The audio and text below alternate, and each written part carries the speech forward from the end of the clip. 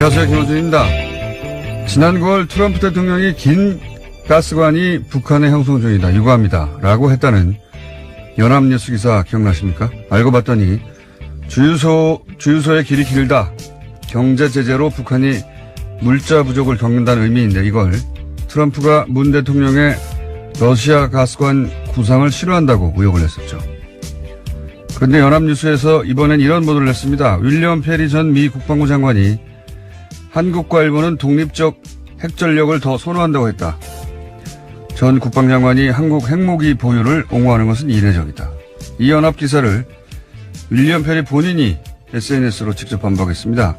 자신이 실제 한 말은 이렇다는 겁니다. 나는 한국이나 일본의 핵무기를 배치하는 것이 바람직하지도 필요하지도 않다고 생각한다. 그러나 그럼에도 그 나라들이 독자적인 핵을 갖는 것보다는 미국 핵 배치가 낫다. 그러니까 한국 핵무기를 옹호한 게 아니라 거꾸로 한국의 핵무장을 반대한 겁니다. 이게 정반대로 전술핵 재배치, 자체 핵무장, 최근 보수정당의 주장을 뒷받침하는 워싱턴발 뉴스가 된 겁니다. 이 정도 되면 워싱턴발 연합뉴스 무슨 의도가 있는 거 아닌가요? 김어준 생각이었습니다.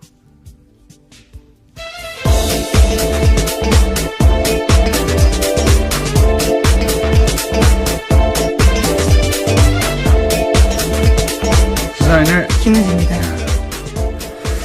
월요일과 목요일 날 바람이 주로 새는데 오늘 해보니까 평상시보다 절반 정도 셉니다.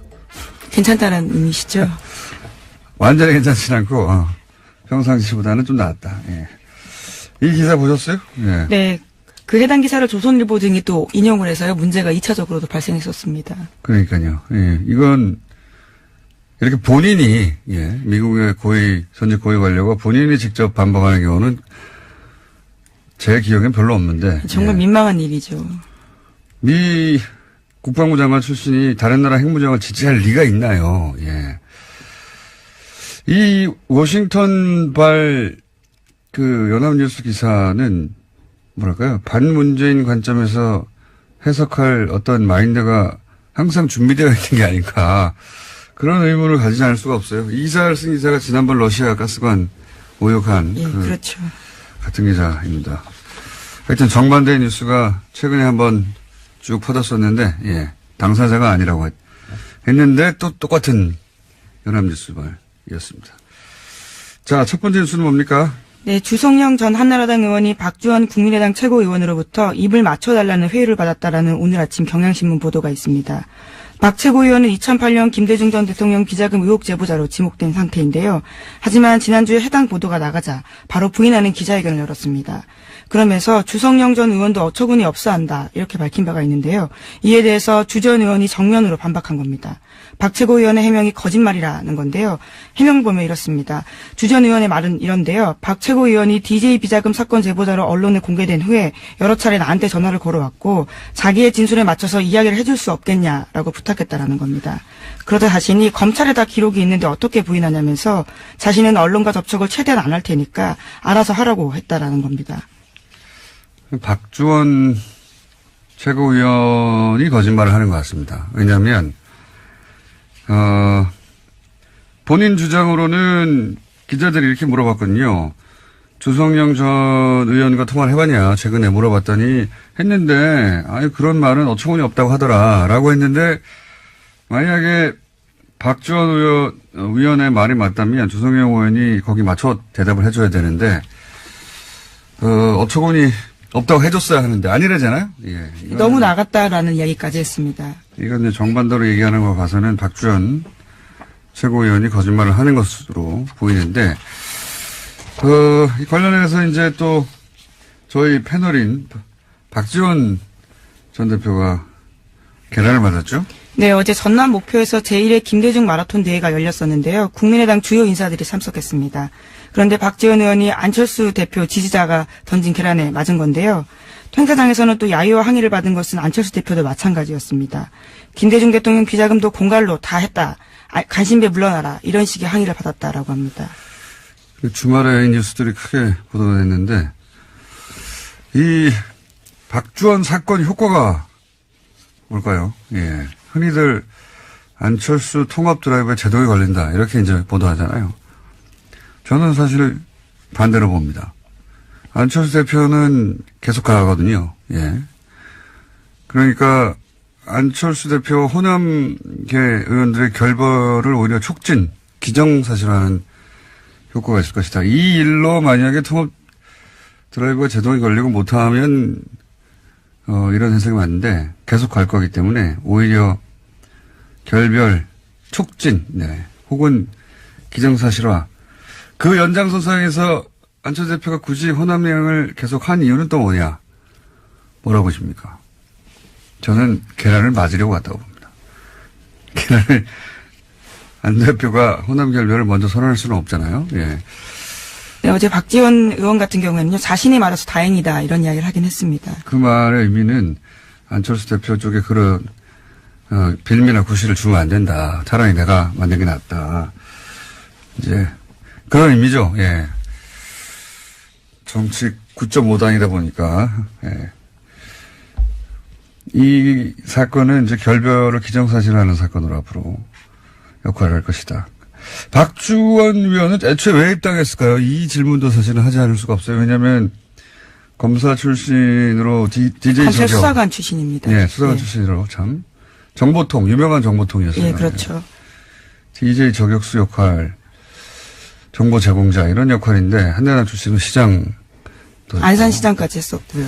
근데 이제 DJ 정신 계승한다고 창당한 국민의당에 작년에 왜 입당했느냐.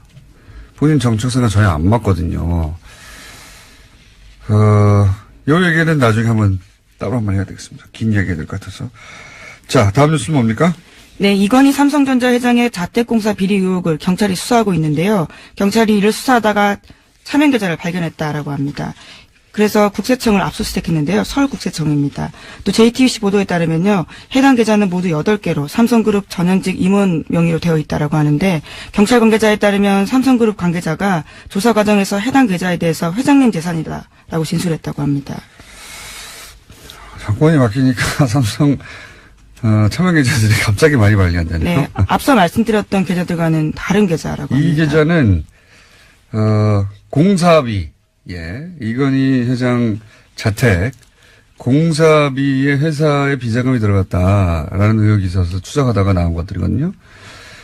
이건 제가 보기에는 비자금으로 조성한 이건희 회장의 용돈이 아니었을까 싶어요. 용돈. 몇백억 정도는 용돈이죠. 이분들에게. 용돈이 발견된 게 아닐까.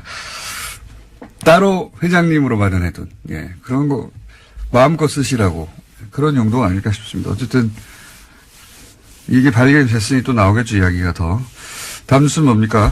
네, 2012년 대선을 사흘 앞두고 경찰이 기습적으로 국정원 대선 개입 사건 중간 수사 결과 발표한 바 있습니다. 이 자료를 경찰이 발표 전에 국정원에 전달했다라는 한겨레신문 보도가 있는데요. 또 당시 국정원은 서울지방경찰청 등을 통해서 경찰의 수사 진행 상황도 실시간으로 전달받았습니다. 그래서 검찰은 오늘 김병찬 서울 용산경찰서장을 공무상 비밀 누설 혐의 등으로 불구속 기소할 방침입니다. 지난주에 저희가 좀 지지난주군요. 자세히 다뤘는데, 청와대 새누리 경찰 국정원 사각 커넥션, 대선 직전에 2012년, 여기에 이제 뒤따른 또, 추가 뉴스군요. 그러니까 경찰, 서울결정청에서 자기들 기자회견 할 것을 국정원에 미리 줬다. 네, 몇 시간 전에 관련 자료를 팩스로 보냈다라고 합니다. 네. 심지어 수사를 맡았던 수사경찰서에는 겨우 30분 전에 줬는데요. 그보다 훨씬 앞서서 국정원에 줬다라는 거죠. 네. 당시 이제 소위 문을 잠그고 셀프 감금하던 국정원 김씨, 예, 노트북에서, 글이 발견된 거죠. 정치 개입하는. 그러자, 이 김병찬. 당시에는 서울청 수사 2계장이었습니다. 네. 이 수서경찰서에서 수사를 하던 김병찬. 예, 서울청에서 수사했었는데요. 예. 소장이 그게 안 나오도록 검색어를 줄여서. 그렇죠. 범위를 줄였습니다. 그래서 실제 검색어가 안 나왔다고. 그러니까 나온 검색어를 피해서 안 나오는 단어로 검색하도록 만들었다는 얘기죠. 예. 이러고 나서 이제 국정원의 명예가 실추되고 그 직원 인권이 유린됐다고 민형사상 책임을 묻겠다고 했었죠. 곧바로 그런 보도자료 낸 바가 있는데요. 정말 겨우 이번에 드러나서 공소시효 하루 전에 검찰이 기소하게 됐다라고 합니다. 그렇군요. 이건 그때도 다 의혹이 충분히 있었는데도 다 넘어갔었죠. 이제야 밝혀지는 겁니다. 자, 다음 뉴스는 뭡니까? 네, 지난주 금요일에 최승호 신임 사장을 맞은 MBC가 노서 공동으로 해직자 6명의 복직을 선언했습니다. MBC 보도국 간부와 메인 뉴스 앵커도 교체가 됐는데요. 반면에 노종면 YTN 기자는 노사 간 적폐청산 협상이 결렬되자 보도국장직을 거부했습니다. 노 기자는 이명박 정부 시절 낙하산 사장 반대 투쟁으로 해고됐다가 9년 만에 복직한 바 있습니다. MBC와 YTN의 상황이 대비되는 모습인데요. 또 KBS 같은 경우에도 새노조가 역대 최장 파업을 이어가고 있습니다. 현재는 집행부가 단식도 하고 있는 중입니다. 자, 이 YTN 소식은 사실 언론에 잘 보도가 안 됐었는데 지금 노사가 사실 격한 대립 중이거든요. 뉴스가 나오다 보니까 아무 일 없는 줄 알고 계신 분도 많은데 최남수 YTN 내정자를 두고 노사가 대립 중인데 왜 최남수 내정자를 문제 삼느냐, 내부 구성원들이 YTN에. 저희가 오늘 잠시 후에 인터뷰를 하겠지만, 이분이 과거에 어떤 일을 했었냐면, 예를 들어서, 이명박 대통령이 2009년에 기부한다고 알고 봤더니 그거 이제 비자금을 다루는, 비자금을 숨기기 위한 또 다른 방식에 불과했는데, 뭐라고 했었냐면, 위대한 부자의 아름다운 선행, 또는 대승적 결단, 자기희생, 가난한 사람들에게 사랑의 보답 안 했어, 이 기부로. 따뜻한 자본주의, 등등등 온갖 미사역으로 당시 이명박 전 대통령을 찬양했었어요. 예, 실제. 그런 글도 썼었고, 혹은 노무현 대통령 서거의 시계, 이런 거 비꼬는 칼럼도 썼었고, 정치 성향이 흔히 하는 말로 친이 아니냐. 그 외에도 예를 들어서 노정면 기사가 긴급 체포되고 구속되고 그럴 때 이런 글을 썼거든요. 예. 그래서 좀 자세한 내용은 잠시 후에 다루겠는데, 왜 YTN이 그 구성원들이, 신임 사장에 대해서 내정자를 두고 결사 반대하고 있는지는 잠시 후에 다뤄보겠습니다. 자, 다음 뉴스는요? 네, 요즘 SNS를 보면요. 해시태그 노 러시아 노 게임, 그러니까 러시아 없이는 올림픽도 없다라는 내용이 조직적으로 유포되고 있다고 동아일보가 아침에 보도했는데요. 국제올림픽위원회가 도핑 이유로 러시아 국가 선수단을 출전 금지하자 1,700개였던 이 해시태그가 불과 몇 시간 만에 9,000개로 뛰어올랐다라고 합니다. 보이지 않는 손이 민족 감정을 교묘하게 이용해서 이것들을 퍼뜨리고 있다라고 로이터가 보도하고 있다고 합니다. 로이터가 러시아 댓글 부대를 로이터 이거 음모론잖아요. 러시아에서 이 기사의 요점 이거죠. 러시아 댓글 부대가 올림픽 관련해 가지고 가동되고 있다. 네, 라고 네, 로이터 발로 지금. 네, 동아일보가 로이터를 인용한 보도인 건데요. 로이터에 따르면 지난해 미국 대선 때 러시아가 즐겨 쓰던 방식을 이번에 또 쓰고 있다라는 겁니다. 그러니까 로이터가 지금 러시아 댓글 부대 내용을 얘기했는데 댓글 부대 얘기하니까 옵션 열기 제가 예언 하나 할까요? 문재인 지지 댓글에도 이제 옵션 열기 문구가 포함되는 게 나올 겁니다. 네, 물타기 대응. 과거 시발단 제가 5년 전에 처음 문제 제기했을 때 대응 패턴이 있어요. 이제 시발단 의심 아이디를 제가 주르륵 온라인상에 게재를 했었는데 그러자 거기에 포함된 아이디들이 나는 시발단이 아니라고 실제 유저라고 항의하는 가짜 유저들이 등장했었고 실명이라면서 사진도 막 붙이고 다 가짜였어요. 가짜 사무실 대응처럼. 그리고 문재인도 댓글 부대에 있다. 이런 얘기 있었거든요. 물타기로. 이번에도 예언합니다. 이제 문재인 지지 댓글에 옵션 열기가 포함된 그런 댓글들이 나올 거예요. 예. 똑같은 대응 방법. 그거 외에도 별로 쓸 게 없거든요. 한번 검색해 보세요. 그리고 캡처해 주세요. 다 그거 옵션 열기 문구가 있는 문재인 지지 댓글인 척 하는 것도 댓글 부대입니다. 잘 캡처해 주시고. 그리고 자기가 실제 유저라고 항의하는 댓글 유저들도 옵션 열기 들어가 있는 문구. 그거 내가 단순 실수한 거다. 또 댓글 부대입니다. 실명이라고 등장하는 사람들도 댓글 부대입니다. 옵션 열기라는 문구가 들어간 댓글과 아이디를 일제히 대량 삭제했거든요. 이건 중앙 통제를 의미한다. 단순히 실수했는데 뭘 아이디어를 다 지웁니까? 예. 그런 아이디어 댓글이 이제 나중에 증거로 쓰일 수 있는 걸 우려한 거죠. 이게 노년층 댓글 알바 실수 가능성이 얘기했는데 이건 사람을 전제로 얘기할 때고 프로그램의 존재 가능성도 있습니다. 여기 네, 이번 러시아 같은 경우에는 러시아도 자동 프로그램 가동시켰다라고 합니다. 이런 걸 보시라고 하거든요. 예. 매크로 혹은 매크로는 일종의 작은 프로그램 스크립트고 봇은 이제 독립적인 하나의 프로그램이에요. 이런 가능성도 있는 댓글 자동화. 네, 2012년 댓글 부대 당시에도요, 봇 프로그램을 사용했던 적이 있었습니다. 네, 이번에도 그런 봇 프로그램 가능성이 있는데, 그래서 프로그램 얘기한 건데, 그건 다음에 다뤄야 될 것 같습니다. 예, 시간이 오늘 미니가 하나 있어가지고, 여기까지 하겠습니다. 시사인의 김은지였습니다. 감사합니다. 네, 바로 이어서 저희가 2주 전에 신광열 수석 부장판사에 대한 비판 여론에 전국 법과대학 교수의 성명서, 관련 기사가 있었고, 이 기사에 대해서 회원수가 400명이 넘는 이 사단법인의 성명서가 홈페이지에 올라와 있지 않다. 그리고 서명한 사람들의 명단이 없다. 예, 그런, 이게 어떻게 된 거냐 의혹을 제기했었죠. 그 이후에 전국 법과대학 교수회 이호선 회장과 저희가 연락이 닿아서 사전 서명 동의를 받았냐 하는 질의에 문자나 메일로 사전 동의를 받았다. 라고 답을 받았고, 그래서 그럼 그 명단을 요청했는데 개인 정보라며 거절하셨기 때문에, 그리고 이제 그러면 동의한 사람들 말고 회원 명단을 줄 수 있겠느냐. 근데 회원 명단도 거절하셨기 때문에 저희가 이제 소속 교수들을 누가 소속된지 알 수가 없잖아요. 예. 어렵게 수배해서 한 분을 오늘 연결해서 어떤 일이 있었는지 들어보려고 합니다. 대구대학 법과대학의 윤재만 교수님 연결됐습니다. 안녕하세요, 교수님. 예, 안녕하세요. 반갑습니다. 예.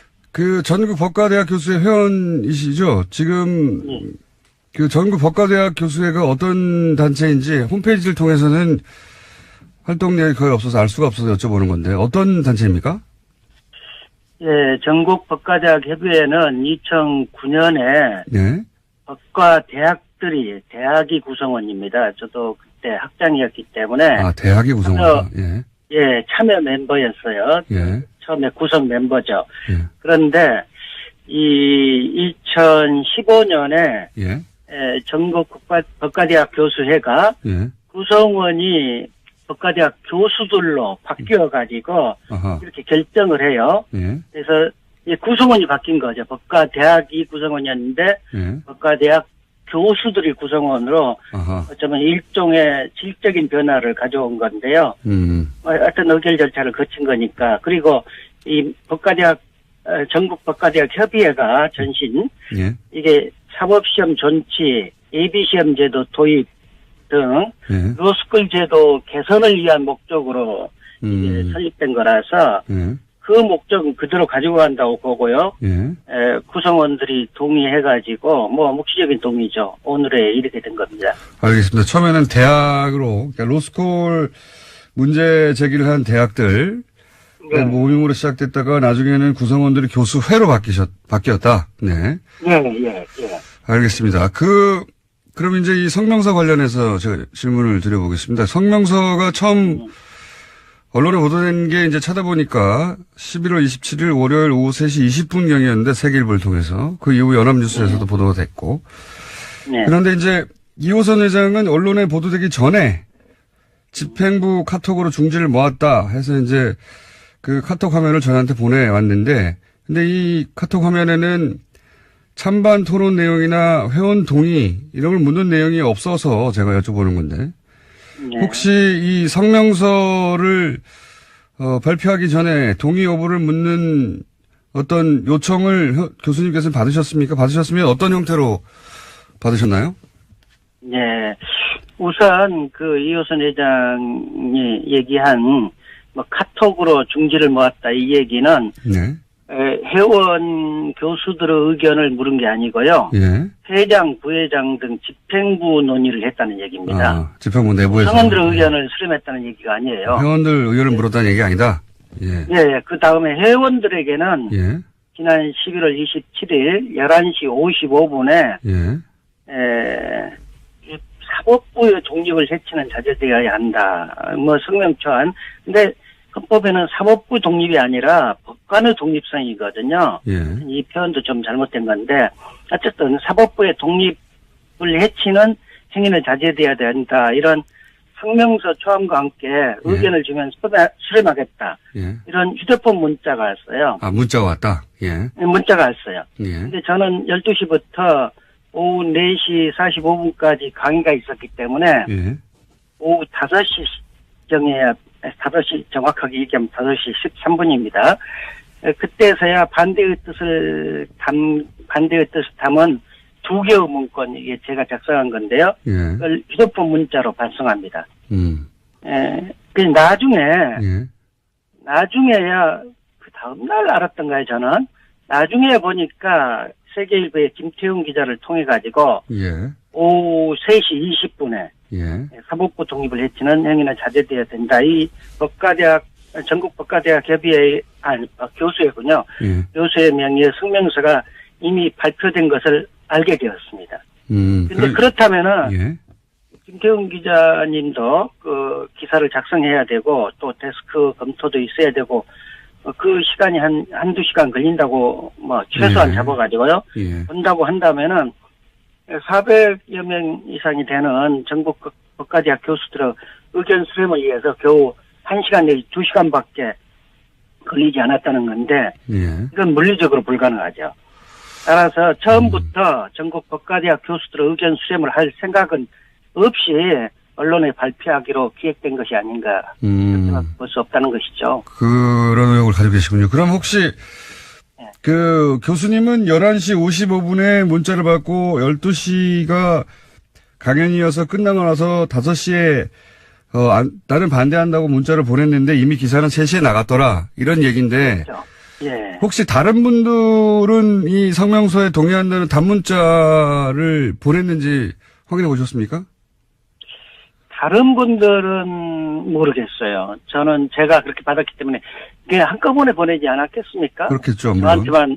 저한테만 늦게 보냈다는 건 말이 안 되고요. 제가 이제 여쭤보는 이유는 뭐냐면 저희도 이제 다른 분들은 이 성명에 찬성한다고 하는 의사표시가 있었나 싶어서 이호선 회장에게 이제 문의를 했는데 그 명단은 공개할 수 없다고 그래서 혹시 이호선 회장에게 다른 분들은 누가 참여했는지 물어보셨는지? 물어봤죠. 예. 물어봤는데 어떤 분들이 동의했느냐, 예. 몇 분이나 동의했느냐 이게 페이스북으로 이렇게 대화를 했거든요. 네. 근데 그 질문을 하자 차단해 버렸어요. 예, 그거 참, 예. 그렇습니다.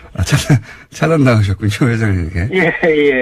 그러니까 다른 사람들 몇 명이나 참여했느냐 물었더니 차단 나가셨다고요? 예.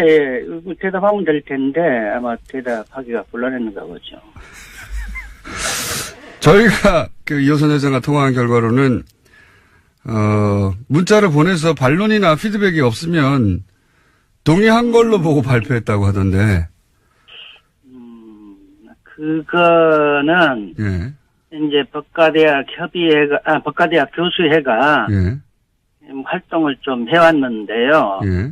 주로 개헌 관련 워크샵, 원전 정책에 대한 여론조사, 예. 그 다음에 이제 로스쿨 제도 개선을 위해서 설립된 단체이기 때문에 주로 사법시험, 예비시험 제도 도입, 예. 사법시험 존치, 예. 그런 여론조사, 그 다음에 법사위 소속 의원분들께 문자 발송하고 전화도 좀 하라는 활동을 제안하고요. 예. 그런 학술대회, 여기 학회 비슷한 거니까 학술대회 하고, 예. 특별히 민감한 건 한 번 있었어요. 예. 그건 뭐냐면은, 그렇기 때문에 법과대학 교수들이 하면은 아무 얘기 없으면 동의한다. 이런 관행은 없었다고 볼 수 있죠. 오히려 그 반대되는 사건이 있었는데요. 사건이라기보다 일이 있었는데 2016년 11월 11일 이호선 회장이 대통령의 이손 후퇴는 바람직하지 않다. 이런 취지의 정치적 성명을 전국 법과대학 교수의 명의로 하려고 했었죠. 근데 저도 이제 반대했고 반대 의견이 있었기 때문에 2016년 11월 14일 한 분이라도 이견을 제시하면 그것을 존중해야 한다고 생각을 해가지고 성명을 발표하지 않기로 한다는 휴대폰 문자를 회원 교수들에게 보냈기 때문에 그러니까 한 사람이라도 반대하면은 그런 성명 발표하지 않겠다라는 휴대폰 문자를 보냈어요. 네. 그리고 저도 반론을 제기했기 때문에 고맙다고 하는 문자 여러 번 받았고요.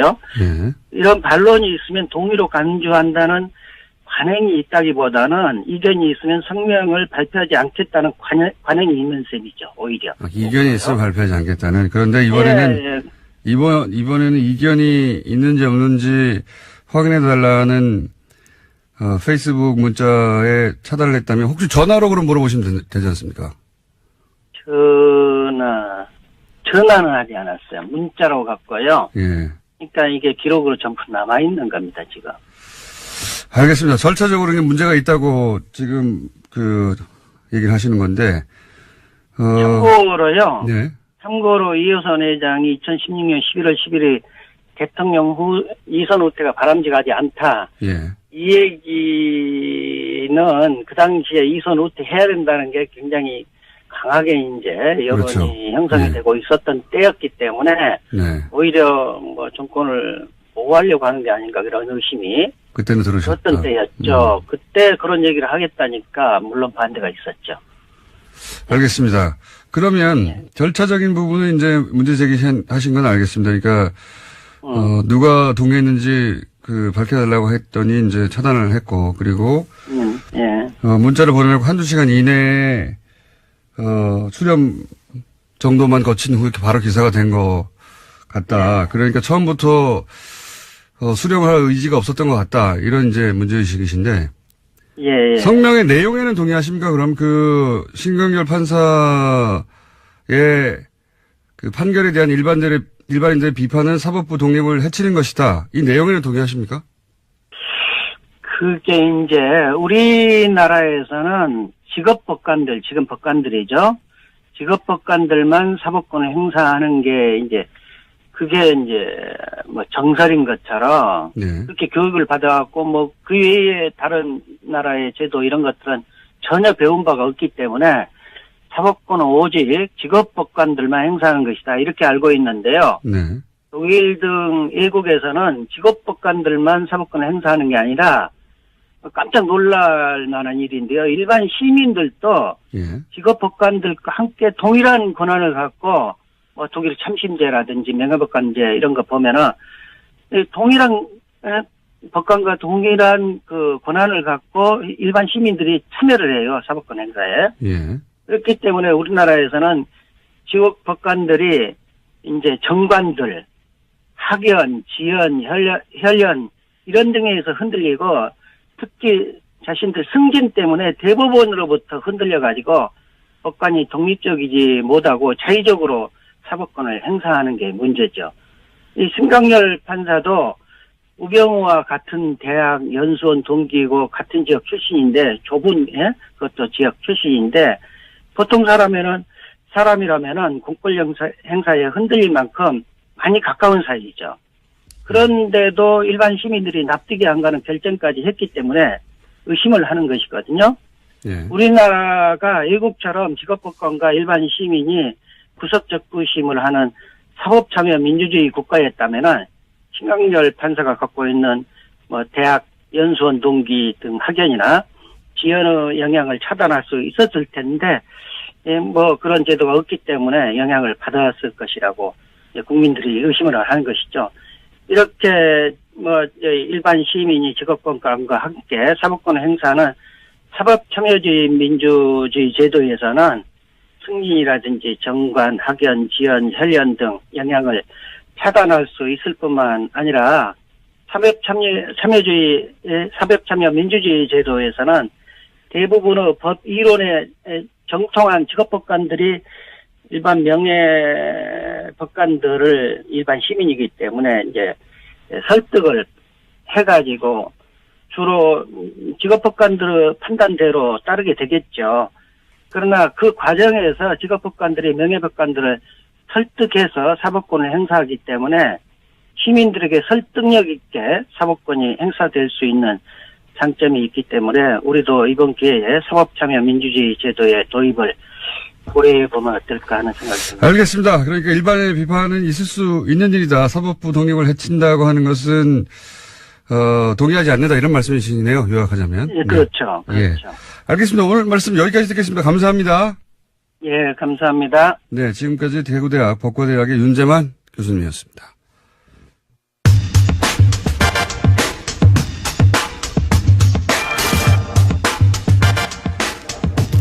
국민의당 박주원 최고위원.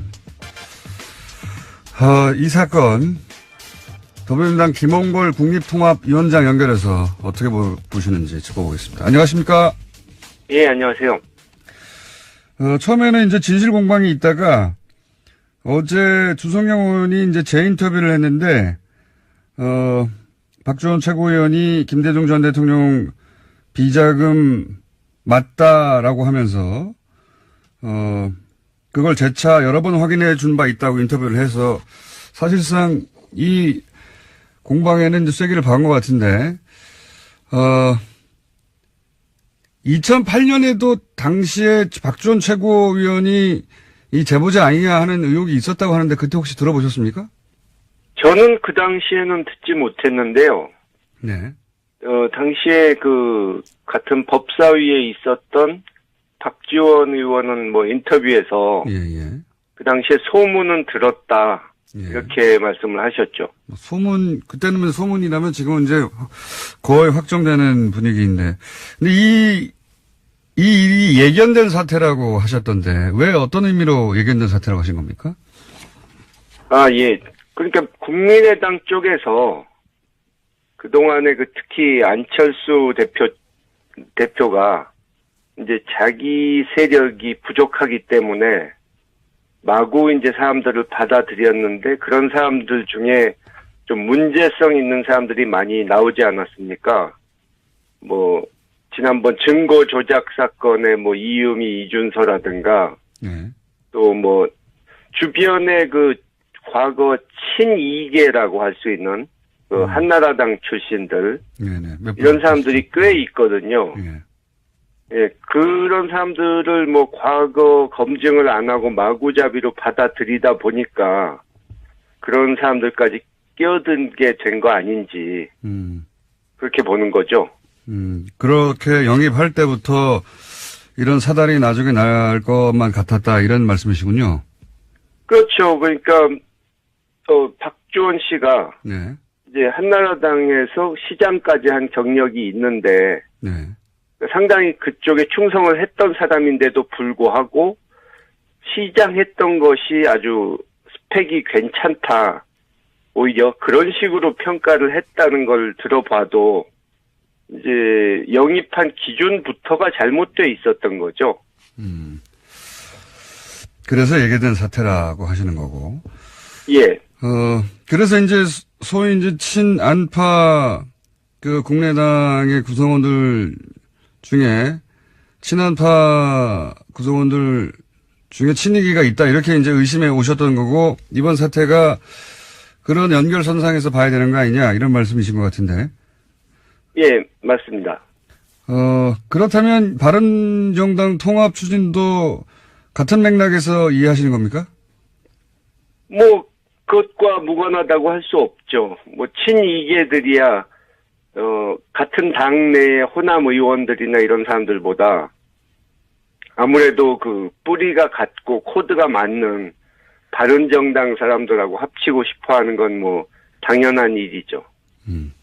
그런 관점에서 보시면 최근에 통합 움직임도 이해가 간다 이런 입장이신 것 같고 지금 현재 예. 국민의당이 이 박주원 최고위원 사태와 관련해서 내놓고 있는 대응에 대해서는 뭐 충분하다고 보십니까?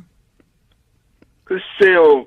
일단 뭐 서둘러서 뭐 최고위원 사퇴다 뭐 당원권 정지다 하는데 뭐 계속 지금까지 그런 식으로 무슨 일 생길 때마다 이 꼬리 자르기 하고 뭐 서둘러서 그냥 덮어버리려는 근본적인 문제는 이제 외면한 채 그런 식으로 처리를 했기 때문에 별로 새삼스러울 건 없습니다.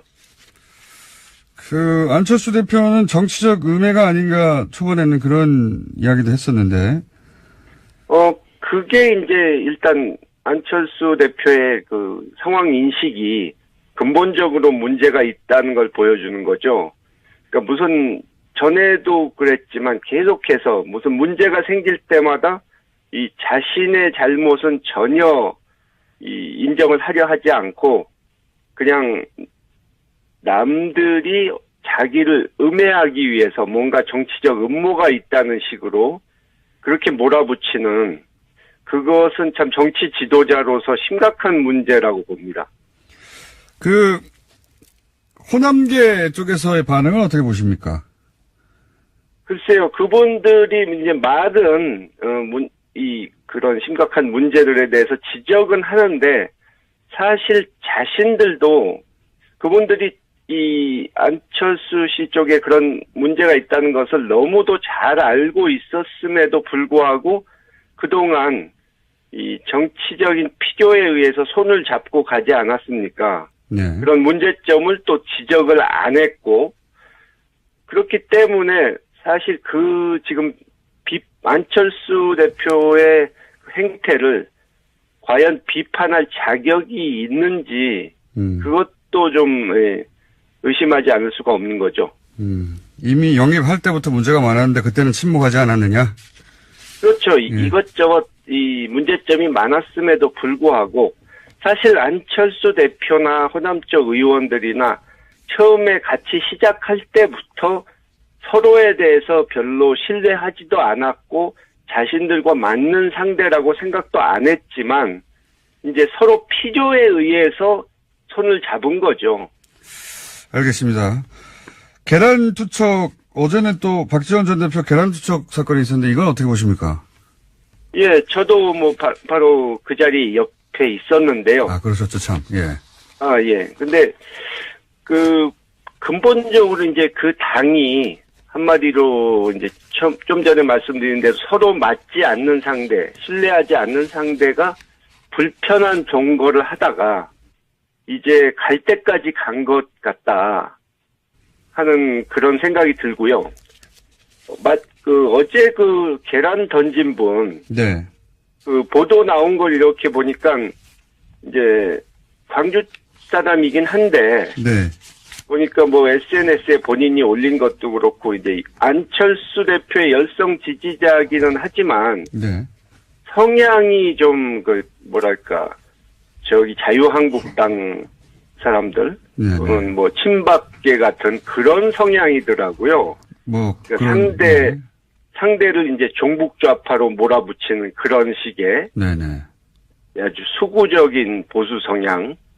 그렇기 때문에 이 안철수 후보가 이제 처음에는 새정치 정치 개혁 이런 식으로 참신한 이미지로 나와가지고 젊은 층 지지를 많이 받았는데 이제 요즘은 남아있는 지지층이 숫자도 얼마 안 되지만 대부분 그런 분들만 남은 거 아닌가 하는 생각이 들더라고요. 자, 상황 인식은 제가 이해했고요. 아드님이시니까 2008년 김대중 전 대통령 비자금 논란 이게 이제 노무현 전 대통령 표적 수사할 때, 표적 사장할 때 비슷한 시기에 일어난 일인데 그때 김대중 전 대통령은 뭐라고 하셨습니까? 사실 그때 그렇게 내색은 하지 않으셨습니다. 워낙 평생 그런 일을 당하셨으니까.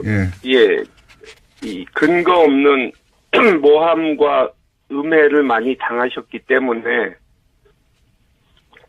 또 당시에 이미 정계를 은퇴하신 지 몇 년 된 상태였기 때문에 일일이 뭐라고 말씀은 안 하셨지만 전직 대통령이고 현실 정치와 상관이 없는 입장에 계신 분인데도 불구하고 그렇게 국회에서까지 이 여당 의원이 나서서 그 흑색 선전을 하는 거에 대해서 참 한심하다고 보셨죠. 알겠습니다. 오늘 여기까지 듣고요. 요 사안은 하루 이틀 만에 끝날 거 아닌 것 같아서 또 한 번 연결하겠습니다. 오늘 말씀 감사합니다. 예, 감사합니다. 네, 지금까지 민당 김홍걸 국민통합위원장이었습니다. 바로 이어서 YTN 연결해 보겠는데 저희가 아니고 제가 시간을 많이 써가지고 아무래도 인터뷰 연결하고 바로 3부의 일부 이어서 연결해야 될 것 같네요. 자, YTN 현재 YTN 구성원들이 최승호 사장 선임에 대해서 문제 제기를 크게 하고 있습니다. 돌발 뉴스를 제작하다가 징계를 당했던 YTN의 임장혁 기자 연결해 보겠습니다. 안녕하십니까? 네, 안녕하십니까? 지금 MBC 최승호 사장이 선임됐습니다. 이제 이 선임을 바라보는 YTN 구성원들의 심정은 대체적으로 어떻습니까? 그냥 많이 부럽다는 느낌으로 한마디로 좀 정리를 할 수 있겠고요. 예.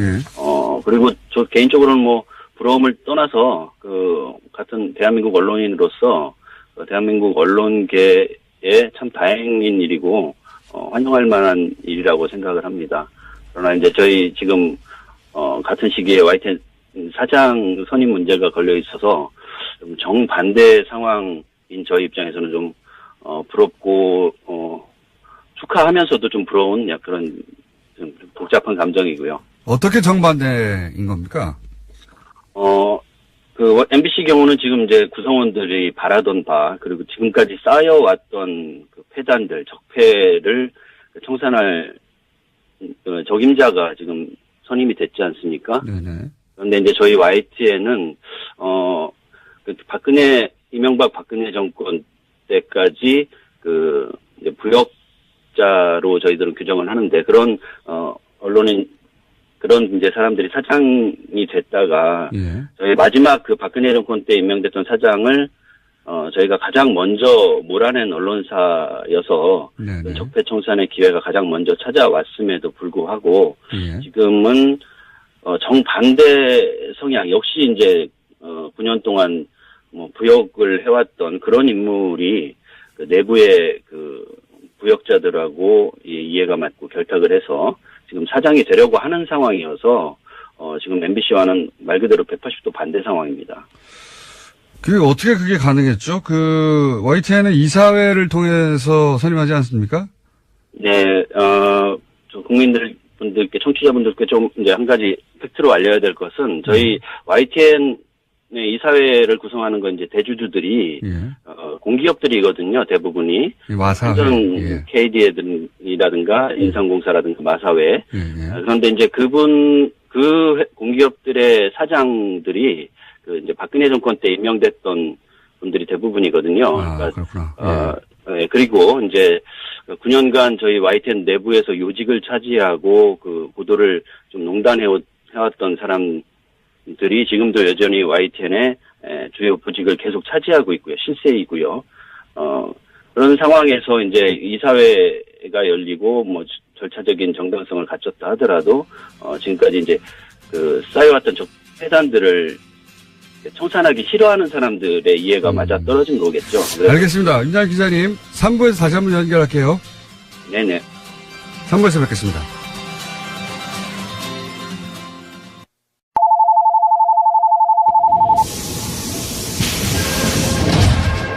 출입문 닫습니다.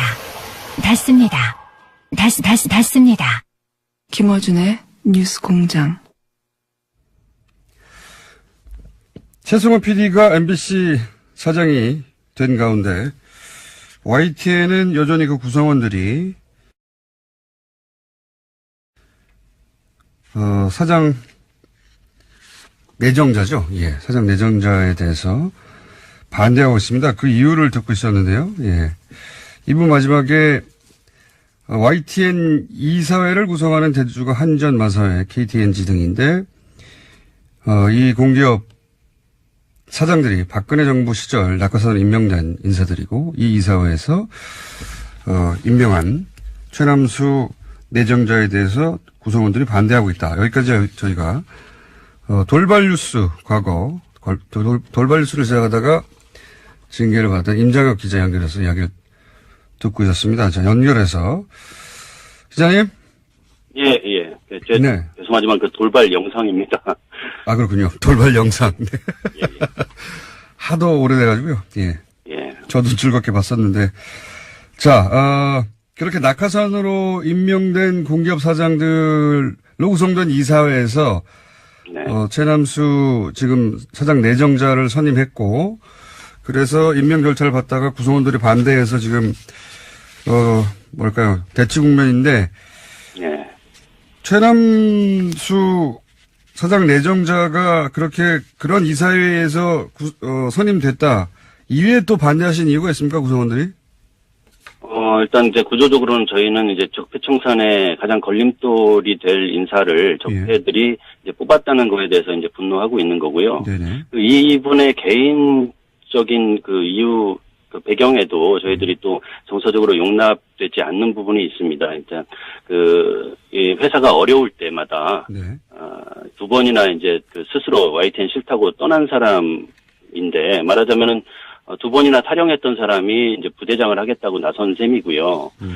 그 이유 중에 하나도 과거 이제 2008년 그 이명박 정권이 들어서서 YTN에 어떤 그 장악의 그 기도를 할 때 저희 노조위원장이 이제 함께 맞서자라고 이제 권유를 했을 때 그걸 뿌리치고 이제 나갔다는 점, 그리고 지금 9년 동안 저희들이 이제 몸으로 이 언론 장악에 저항을 할 때, 그거와 무관하게 오히려 이제 적극적으로 이명박 박근혜 정권에 좀 기대서, 이렇게 지내왔던 분이, 안락하게 지내왔던 분이 이제 와서 이제 언론 개혁을 자기가 하겠다고 나선 셈이어서 정서적으로 이제 용납이 되지 않습니다. 그리고 특히나 이제 최근에 이분이 이제 과거 이명박 정권 때 썼던 칼럼들, 그런 글들이, 저희들한테 이 언론 개혁의 기회를 주신 촛불 시민들, 국민들의 정서에 완전히 배치되는 그런 기회주의, 또는 부역, 이런 쪽의 성향을 보이셨던 분이기 때문에 이분이 YTN 사장이 된다면은 촛불 정신에도 엄청난 모욕을 가하는 것 결과가 되지 않겠나 저는 이제 그렇게 판단하고 있습니다. 그 칼럼들 말씀하셨는데 예를 들면 이명박 대통령의 재산 헌납에 대해서 찬양을 한다든가 노무현 논두렁식에 대해서 조롱한다든가 이런 칼럼을 의미하시는 거죠? 그렇죠. 이제 특정인을 칭찬하거나 특정인을 비난했다라기보다는 그렇죠. 언론인으로서는 보여서는 좀 안 되는, 그러니까 이제 당시 살아있는 권력에게는 무한 찬양을 하고 죽은 권력에게는 확인되지 않은 사실로 조롱을 가하고 이제 이런 것이 새 시대를 맞는 새로 언론 개혁이 돼야 할 언론에는 전혀 부합하지 않는 퇴출돼야 되는 그런 행태죠. 노정면 보도국장이 보도국장직을 적폐청산의 의지가 확인되지 않으면은 받아들일 수 없다 거부하고 있는데 이 사안도 사실 연결된 사안입니까? 말하자면? 예, 그렇죠. 비슷합니다. 이제 저희가 이제 저희 노조나 그동안 9년 동안 저항을 해왔던 기자들의 입장에서는 어찌됐든 간에 안 되는 건 안 되는 거지만 더 이상 회사가 이대로 계속 혼란스러운 상황으로 가면은 좀 위험하니까 부득이 이제 눈물을 머금고 그렇다면은 이 사람의 개혁 의지가 정말 있는가, 네. 그걸 확인해 보기 위해서 이제 노동면 기자가 보도국장으로 지명됐음에도 불구하고, 네. 사장이 개혁 의지가 없는 상황에서, 반쪽짜리도 안 되는 보도국장이 의미가 없지 않겠습니까? 그래서, 이 사람의 개혁 의지를 노조가 확인할 수 있다면은 보도국장을 받아들이겠다. 그렇지 않다면 투쟁하겠다. 이제 이런 입장이었고요. 저희 노조위원장과 이 최남수 내정자가 이제 말하자면 담판 협상, 검증이겠죠. 그런데 그 과정에서 역시나 이 최남수 내정자가 저희 내부에서 9년 동안 보직을 이런 보직 저런 보직 다 거치면서 잘 먹고 잘 살았던 사람들 편에 섰습니다. 그래서 이제 노동면 기자로서는 보도국장을 받아들이는 것보다는 이 사람을 이 내정자가 사장되는 것을 막는 투쟁에 이제 합류하겠다. 이제 이런 입장을 밝힌 거죠. 그러니까 소위 이제 구본홍, 배석규, 조준희 전 사장 체제에서 오랫동안 보직 간부를 했던 분들에 대해서 어떻게 처리할 것인지 그 의지를 물었으나 그게 확인이 안 된다. 이런 말씀이네요. 네. 예. 그래서 그러면은 주주총회에서 선임돼야 사장이 되지 않습니까? 그렇습니다. 네, 지금 내정만 된 상태고 예. YTN 노조는 그러면 앞으로 파업에 나섭니까? 어떻게 합니까?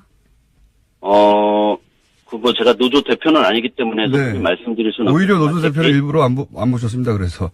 예, 제 개인적인 각오를 말씀드리면 네. 저 9년 전에도 이명박 정권 때 초기에 저희 YTN의 낙하산 사장을 내려보내려고 했을 때 네. 형식적으로는 그들 입맛대로 다 거쳤습니다. 그들이 주장하는 대로 이사회 열리고 주주총회 열려서 자기들은 이 대한민국 이제 기업 논리로 네. 절차를 다 밟았는데 노조가 왜 저러냐라고 이제 했는데 그럼에도 불구하고 많은 국민들은 노조가 저항하는 것을 옳다고 이제 판단해 주셨거든요. 동의를 해 주셨고. 근데 이번에도 저는 마찬가지라고 생각합니다. 이사회, 주주총회 그런 절차적인 문제보다는 어떤 그것을 넘어서는 이제 언론 개혁을 바라는 좀 시청자들이 뒤에 있기 때문에 그것을 저버릴 수는 없다고 생각합니다. 그래서 제 개인적인 각오도 그렇고 아마 노조 집행부도 같은 판단을 하고 있을 텐데 주주총회에 통과되는 것을 일단 저지를 하고요. 네. 이후에도 만약에 그것을 강제로 이 촛불로 바뀐 시대 정신을 배반하고 그것을 모욕하면서 이 사측이 강행을 한다면은 지금 말씀하신 파업 이런 것도 적극 고려를 해봐야 되지 않겠나 이런 생각을 합니다. 알겠습니다. 오늘 여기까지 듣고요. YTN 사장 선임에 관한 사안 노조에 계속 관심을 가지겠습니다. 오늘 말씀 감사합니다. 예, 고맙습니다. 지금까지 YTN 임장혁 기자였습니다. 모래시계 수재가죠? 예. 그분이 재심을 청구했어요. 재심의 내용은 그 사건이 다 조작된 거다. 그런데 그 사건의 담당 검사가 지금 홍준표 자유한국당 대표입니다. 당사자인 여훈환 씨 나오셨습니다. 안녕하십니까? 안녕하십니까? 자, 이게 간단하게 제가 일단 정리부터 할게요. 모래시계는 이제 40대 이상은 다 아실 테고 30대까지도 아실 수도 있겠습니다. 어린 시절 워낙 인기 있는 드라마였기 때문에 대단한 인기를 끈 드라마였는데 거기에 이제 조폭이 나옵니다. 네.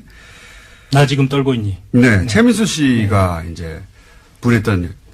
그런데 그 조폭의 실제 모델, 이 사건의 실제 모델이 여훈환 씨입니다. 그리고 당시 국제 PJ파였죠? 네. 네. 그 당시 조폭 조직폭력 조직이 국제 PJ파였는데 국제 PJ파의 간부로 징역 4년을 대법원에서 확정 판결을 받고 4년을 다 사셨죠? 예. 네. 만기 출소하셨습니까? 그렇습니다. 만기 출소하셨는데 그런데 최근에 재심을 23년 만에 청구했습니다. 재심을. 예. 이유는 이 사건이 조작된 것이기 때문에. 예.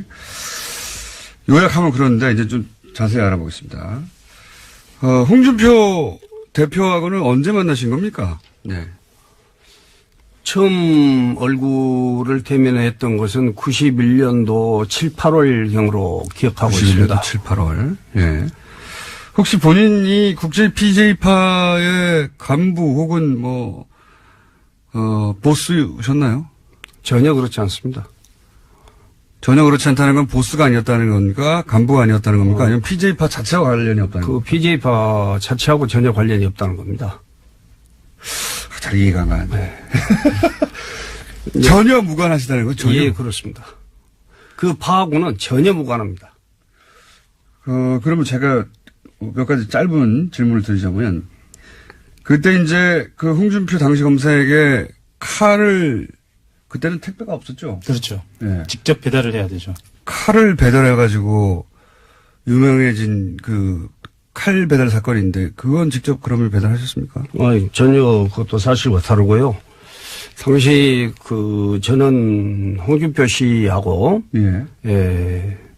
한 아파트 한 동에 같이 살았습니다. 아, 그래요? 예. 네. 그런데 그 선물 세트라고 하는 것이 예, 독일산 그 henkel 네. 주방용 칼 세트입니다. 유명한 칼 세트네. 예. 이제 그 선물을 추석이 돼서 추석 선물용으로 예. 예, 제 친구가 수입 전자상을 그때 열었는데 아, 그러니까 유명한 칼을 선물하신 적은 있고 선물이 잘못 갔습니다. 예. 선물도 잘못 간 것이고. 예, 선물이. 그러니까 저는 그 선물을 보내는 이제 제 지인들 리스트에 예. 홍준표 씨는 없었죠. 근데 어떻게 글을 봤을까요? 없었는데, 이제 저희들 그 직원 제 이제 수행 기사가, 홍준표 씨하고 한 라인에 예. 살고 있는 제 주치, 예. 홍준표 씨하고는 가운데 이름만 틀린 네. 제 주치 홍순표 씨라는 분이 있었어요. 근데 정말요? 예. 홍순표 씨가 같은 처음 보게 라인에 되는 지금 내용이네요. 예. 홍순표 씨가 있었는데 그 홍순표 씨한테 그 선물을 보냈는데 henkel 칼 좋은 칼이죠. 그때 그 당시 구하기도 당시에는 어려운. 아주 한 15만 원 정도 가격이 호가된 것이어서 지금도 명품 칼입니다. 네, 지금 뭐 그때 어쨌든 그런 칼을 네. 보냈는데 그 운전기사분이 실수를 해가지고 같은 동에 있다 보니까 아닙니다. 운전기사가 거기 선물을 갔는데 그분이 마침 또 공교롭게 그 해외 세미나를 홍순표 씨가 예, 가 있어서 그걸 이제 또 이제 그 기사는 이 세미나를 간지도 모르고 예. 경비실에 맡긴 겁니다. 경비원들 다 아주 가깝게들 다 알고 그래서 그랬으니까 홍순표 씨에게 주라고 경비원실에 맡겼는데 그것을 경비원이 예를 들어서 다음 예를 들어서 24시간 하지 않으니까 다른 경비원이 홍준표라고 생각을 해가지고 예, 홍준표 씨한테 이제 그걸 선물이 갔는데 혹시 이게 발단입니까? 발단이죠. 이게 발단이다. 예, 예. 그때 당시 홍준표 검사가 조폭 사건을 수사하고 있었는데 네. 이 칼이 명품 칼인지 모르고 이 잘 드는 칼을 나한테서 조폭이 나한테 보냈구나 이렇게 생각한 거예요? 그래 가지고 그렇게 생각했는지는 저는 알 수 없습니다만은 여하튼 그 선물 세트는 잘못 전달이 됐다고 해서 그 경비원이 다시 찾아가지고 왔어요. 제 직원하고. 다시 찾아왔어요? 예, 예. 이 대목이 중요한데요. 예. 예. 그러니까 받았어요. 홍 대표가 당시에 홍 검사가 받았는데 예. 그거를 달라. 다시 달라. 이건 배달사고다 그래서 다시 찾아온 거예요. 상대 입장에서는 엿먹었다고 생각해요. 그렇죠. 그러고 이제 저로 봐서는 그게 홍준표 씨한테 전달이 되었다고 하면은 찾아올 리도 없었을 겁니다.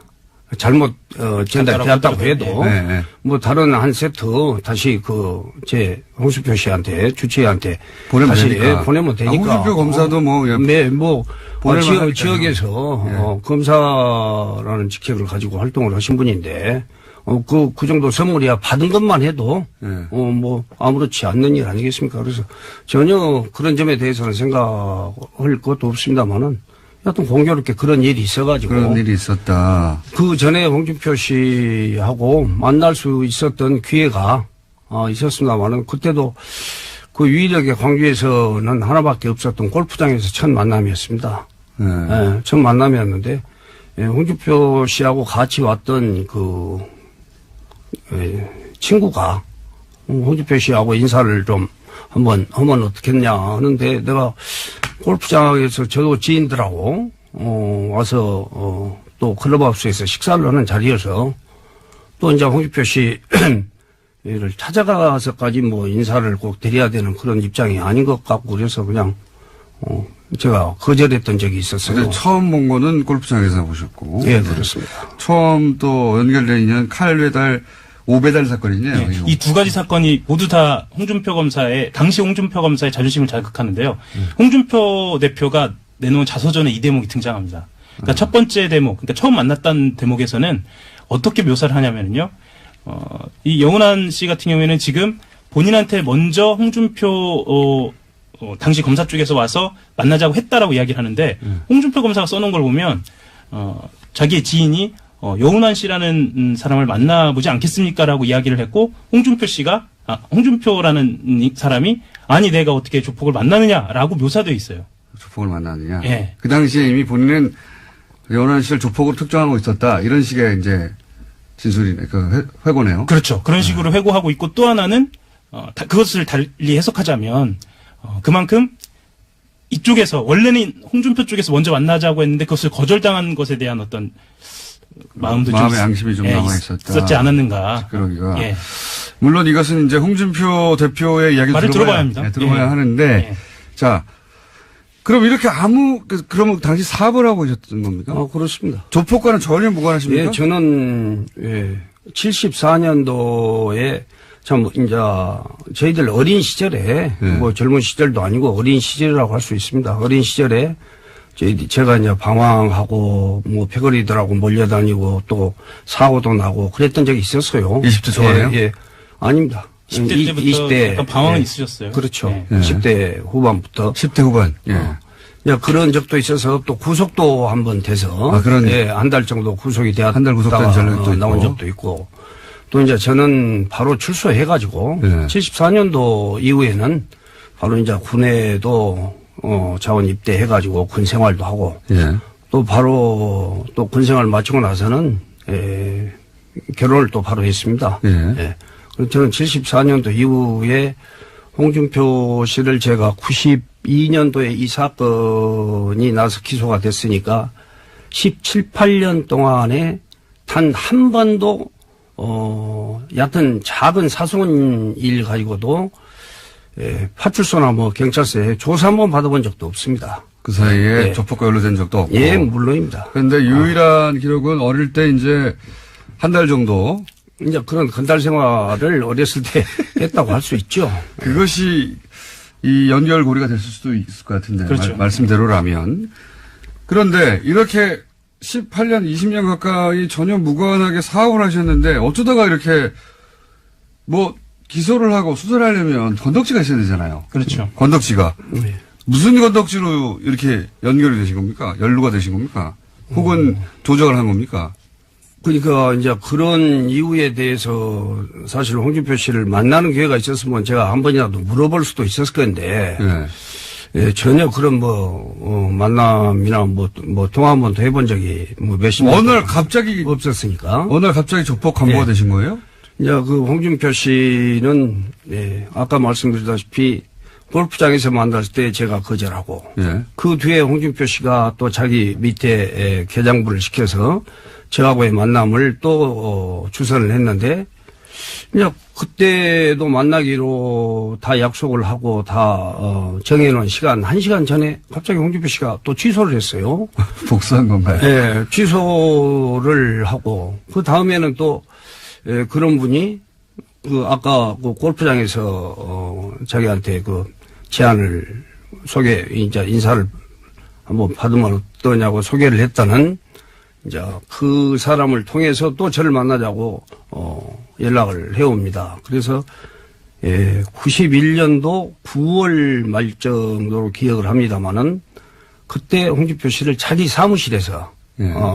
저녁을 먹고 난 뒤 시간들이었으니까 자기 사무실에서 꼭 차 한잔 하자고 해서 그때 처음 이제 홍준표 씨하고는 직접 만나면 처음이다. 대면을 했죠. 그 앞에 칼 사건과 한 번은 보자고 했는데 거절한 사건. 그리고 홍준표 검사가 보자고 했는데 홍준표 검사가 또 시간이 안 돼서 못 본. 그런 다음에 이제 결국 사무실에 한번 보셨다. 예. 그때는 그냥 일상적인 대화를 일상적인 대화였고 이제 그 본인이 홍준표 씨가 만나자마자 자기 이야기를 많이 하시더라고요. 원래 자기 이야기 많이 무용담 하셨는데. 같은 자기 이야기를 많이 하셔서 그 듣고 있는 것도 좀 저도 또 다른 일이 있었는데 갑작스럽게 그런 연락을 받고 그때까지는 또 거절을 차마 다 할 수가 없어서 만났던 것인데 여러 이야기를 자기 이야기만 하고 그래서 제가 먼저 일어섰죠. 일어서고 다음에 제가 또 프랑스에 출장 계획이 있으니까 2, 3일 후에 다녀와서 정식으로 검사님한테 인사도 한번 드리고. 근데 그 출장 간 사이에 기소되신 거예요? 그렇습니다. 네. 그러니까 이게 좀 정리를 좀 해야 하는데요. 당시 분위기를 이상한 사건이네요. 전달을 하자면 노태우 정부 당시에 범죄와의 전쟁이 있었고요. 네. 그리고 광주지검 강력부에 홍준표 검사가 부임한 지 얼마 안 된 시점이었고 예. 홍준표 검사는 왜 거기에 부임했느냐. 예. 노량진 수상시장에서 있었던 대형 비리 사건을 수사한 직후에 예. 당시에는 좌천성 인사라고 그래요. 왜냐하면 정권의 핵심이 연루되어 있는 사건이거든요. 아, 기억납니다. 예. 예. 그렇게 좌천성 인사를 당한 직후에 다시 한번 재기를 노리던 시기였어요. 네. 그래서 알려지기로는 당시 홍 검사가 지역에 있는 건설업체를 중심으로 한 조폭 수사를 하고 있었던 것으로 알려져 있었고요. 거기에서 이제 그 여기에 있는 이제 여운한 씨를 지목을 하시고. 지목을 한 것으로 보여요. 그래서 아니, 저는 또 그렇게 생각 않습니다. 그때 골프장에서 처음 만남도 건설업체들 답합 수사를 하고 있을 때예요. 그때 저한테 와서 그 얘기를 했던 그 친구가 상당히 유명한 김태춘 씨 직계 후배였습니다. 건설업자였죠. 또 같이 왔던 그 홍준표 씨 일행도 또 한 사람도 건설업자였고. 이제 그런 저기들이었는데, 그때 내가 그렇게 얘기를 하고, 이걸 좀 더, 이런 말씀이 좀 어떻습니까? 어쩔랑가 모르겠습니다만은, 제가 자기 그 강력부장하고 네. 상당히 오래전부터 친분이 좀 있었어요. 예. 예. 이제 그런 분이 나하고 가깝게 이제 지내는 처지라고 봐서 감히 자기한테 인사를 하자고 하는데 거절을 해 하는 그런 그분 성품상으로 그런 고가운 것이 첫 번째 있을 거고, 또 두 번째 자기가 만나기로 한 1시간 전에 취소를 했을 때도 제가 상당히 불쾌하더라고요. 뭐 제가 그러지 않은 것도 아니고 본인이 그런 그 만남을 제안해놓고 또 1시간 전에 그렇게 해서 그냥 제가 사무실에 찾아다니면서까지 내가 검사님을 만날 이유는 없고 다음에 기회 있으면 또 보자고 하고 그냥 냉담하고 전화를 끊었던 그런 것들이 있어서 그분 생각에는 건방지다. 이 친구가 내 윗사람 정도 좀 친하다고 해서 이게 좀 건방을 떠는가 하는 그런 좋지 않은 시각으로 저를 봤을 수도 있겠구나 하는 그런 생각이 나중에 든 겁니다. 근데 그 감정만으로 어떻게 아무 연관이 없는데 4년 징역형을 때릴 만큼의 그래서 이제 그 뒤에 저는 이제 프랑스를 간 것을 홍준표 씨도 알고 예.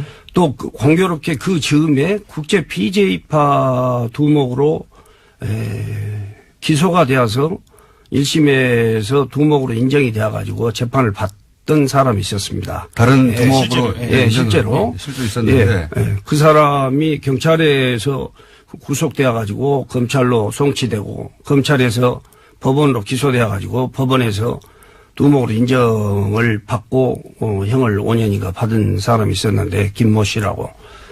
이제 그 사람이 항소심 만기 11일 남겨놓고 감형을 목적으로 하는 그런 그 탄원서를 제출을 했어요. 예. 제출을 하면서 자기는 부두목이고 두목으로 한 4명 정도가 더 있다. 두목이 4명이나 있다. 예, 그런 단원서를 제출을. 부두목이 4명일 수 있죠. 두목이. 그래서 부두목이 1명이고 두목이 4명이에요? 예, 그렇습니다. 그것도 전혀 이해가 안 가는 그런 단원서였는데, 재판 과정에서 그런 것이 허위의 탄원서였고, 자기가 감형을 목적으로 하는, 그런 허위의 탄원서를 쓰게 되었다는 동기부터 재판 과정에서 다 드러났습니다. 그래서 그 4명 중에 1명으로 갑자기 지목되신 거예요? 그렇습니다.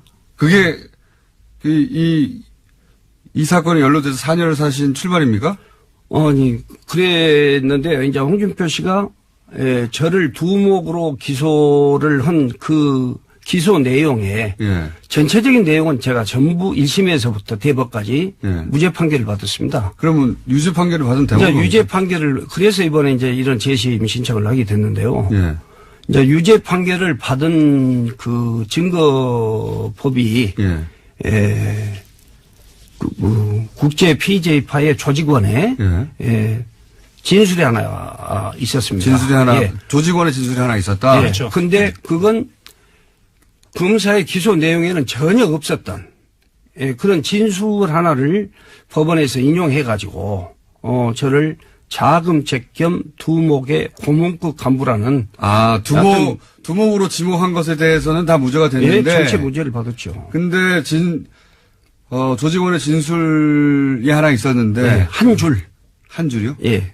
한 줄이 뭡니까, 내용이? 그게, 어쨌거나 두목으로 이 규정을 짓는 거고, 그게 어떤 문제가 있냐면, 공판기일 전 증인 신문조서라고 하는 건데요. 이게 지금은 위헌 판결이 났어요. 당시만 해도 변호사 없이, 그러니까 당사자와 변호사 없이 증인만 데리고 검사가 가서 재판장 앞에서 진술을 받아서 그것을 증거 효력으로, 증거 등기를 얻는 거거든요. 네. 그러니까 거기에서 나온 진술인 거예요. 아하. 그러니까 검사가 예. 조직원 하나를 데리고 와가지고 그렇죠. 이 사람이 하는 얘기 들어보라고 판사 앞에 가가지고 얘기를 들어보라고 한 얘기 중에 무슨 얘기 나온 겁니까? 그러니까 여기에서 이제 말씀하신 자금책 및 어떤 한 줄이라는 게 어떤 게 있었냐면요.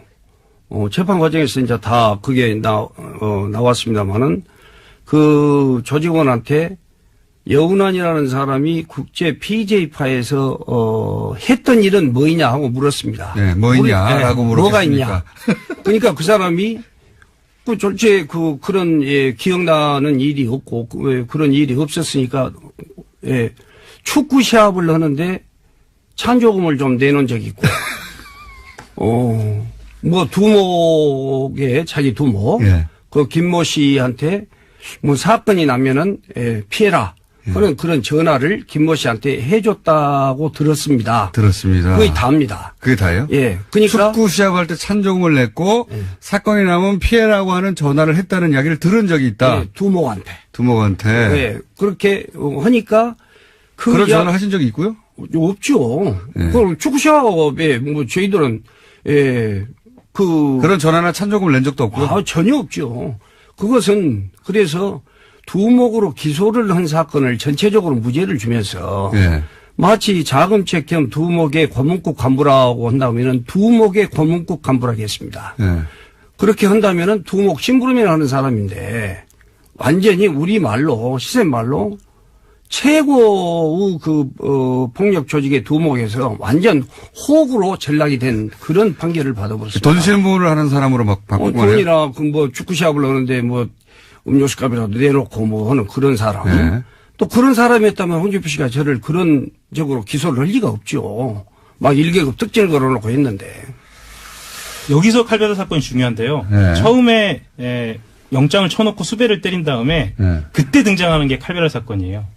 왜냐하면 칼베다는 그 앞에 있었잖아요. 예, 앞에 있었는데 이것을 여론 작업을 해야 하잖아요. 홍준표 검사가 여론 작업에 굉장히 능한 사람이었던 거예요. 그거는 맞습니다. 그러니까 지금으로 말하면 검찰의 여론 조성 작업의 원조격이거든요. 그러니까 그래서, 칼 배달이 잘못됐던 사건이 있는데 근데 그거를 나한테 조폭이 칼도 배달한 적이 있어. 그래서 여운환 씨를 무시무시한 사람을 만든 거죠. 검사를 협박한 사람. 그러니까 이게 사건 초기입니다. 그러면서 이게 사건이 사건이군요. 대대적으로 커집니다. 이때 당시 신문 1면에 등장하거든요. 그렇죠. 저도 기억이 납니다. 검사한테 칼 배달하는 조폭. 그렇죠. 굉장히 그로테스크하죠. 그래가지고 검사한테 칼 배달했어? 뭐 이런 저도 그 사건이 기억나거든요. 워낙 화제가 됐던 사건이라.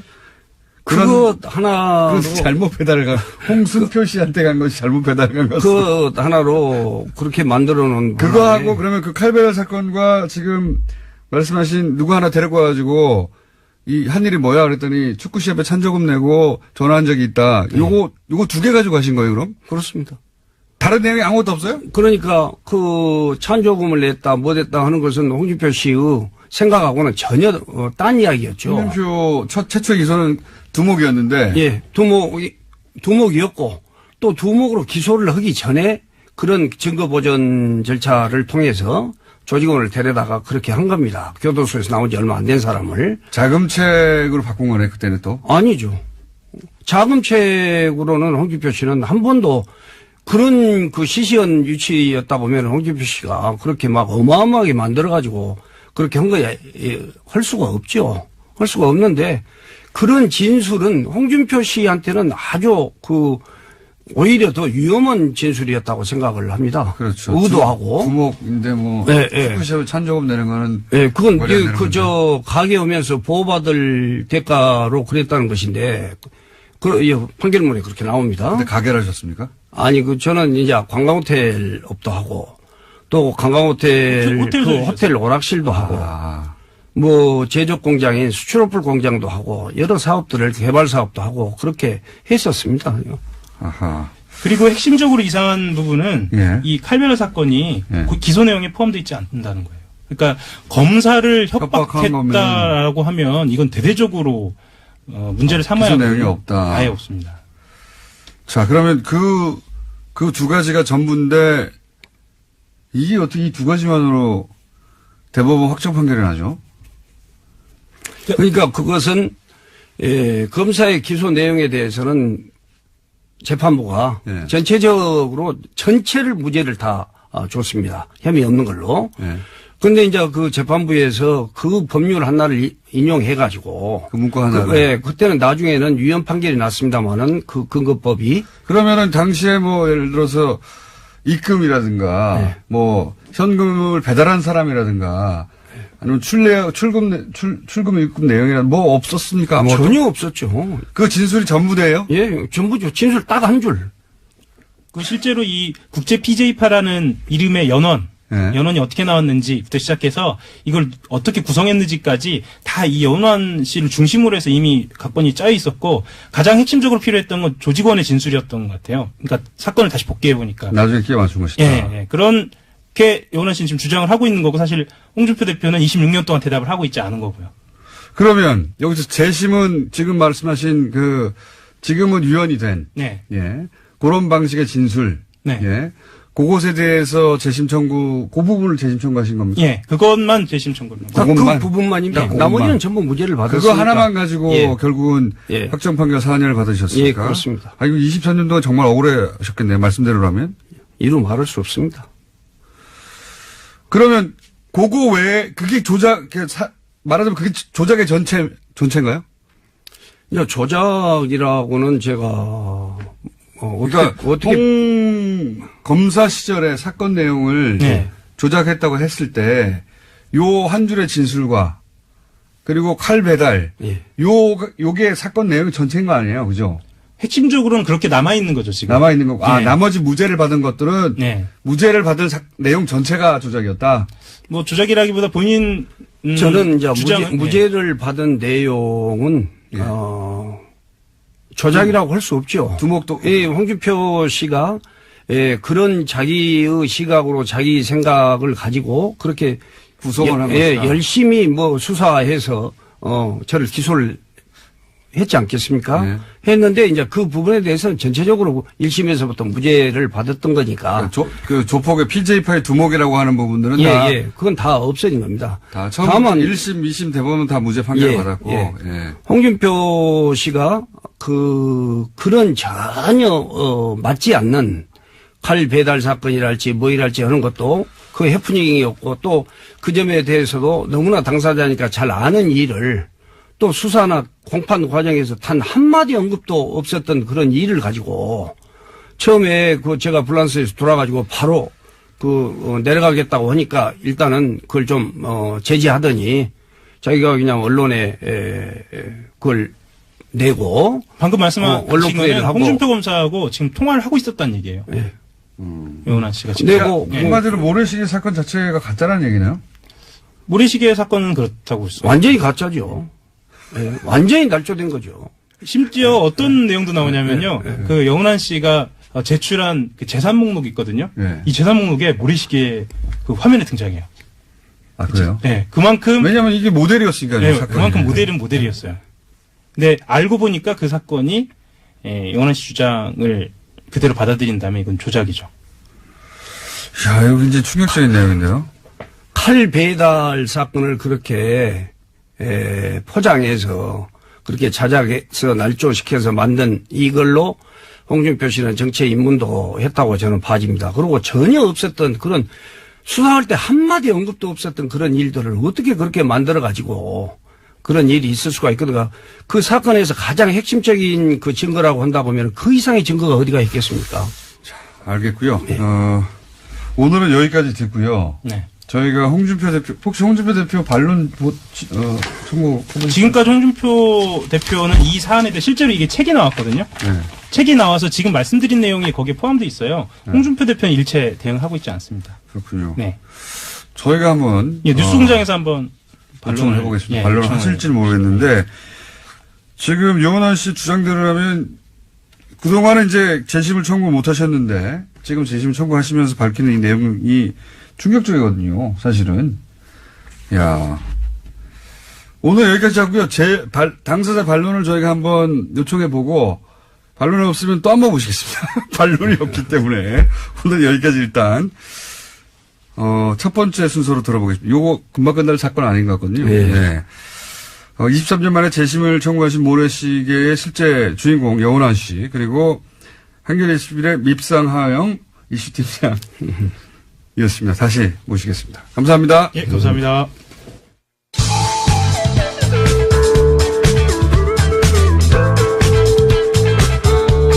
상식이 통하는 세상을 만들고 싶은 시사 요정 김어준입니다.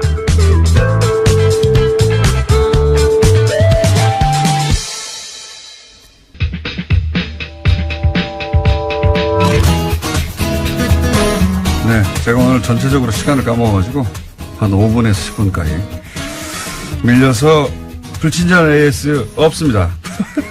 윤상원 위원님 시간이 안 나와가지고 안녕하십니까? 네, 안녕하십니까? 윤문결 소장님, 자 빨리 해보죠. 오늘 주제 뭡니까? 네, 오늘 주제 정신이 이스라엘. 예. 이스라엘 요즘에 국제적으로 큰 뉴스가 되고 있기 때문에 네. 트럼프 대통령이 이스라엘의 수도로 예루살렘을 인정하겠다 네. 발언하지 않았습니까? 그 이후로 이제 중동에 있는 모든 이슬람 국가뿐만 아니라 이 동아시아에 있는 이슬람 국가들까지 상당한 지금 그 큰 파장이 일어나고 있습니다. 난리가 났어요. 난리가 예. 났어요. 예. 그래서 실제 거기는 급기야는 이슬람의 성지이기도 하거든요. 네. 예. 급기야는 이제 폭력 사태, 사망자까지 나오고 예. 있는 굉장히 걷잡을 수 없는 사태로 치닫고 있고 판도라 상자가 열렸다. 예. 이런 얘기까지 나오고 있는데 도대체 그러면은 왜 이스라엘 수도 이렇게 생각하시는 분들이 있어요. 이스라엘의 수도가 예루살렘 아니었나? 아닙니다. 텔아비브예요. 아니죠. 예. 그래서 텔아비브라고 하는 이 저쪽에 해안 도시가 이 공식적인 수도인데 이게 지금 문제가 어떻게 된 거냐 이거를 우리가 한번 저는 짚어봐야 말 안 하려고 하니까 빨리 말씀하십시오. 그래도 오늘 다 얘기를 끝낼 것 같지는 않아요. 또 하면 됩니다. 네. 다음 주에 또 하면 되니까. 예.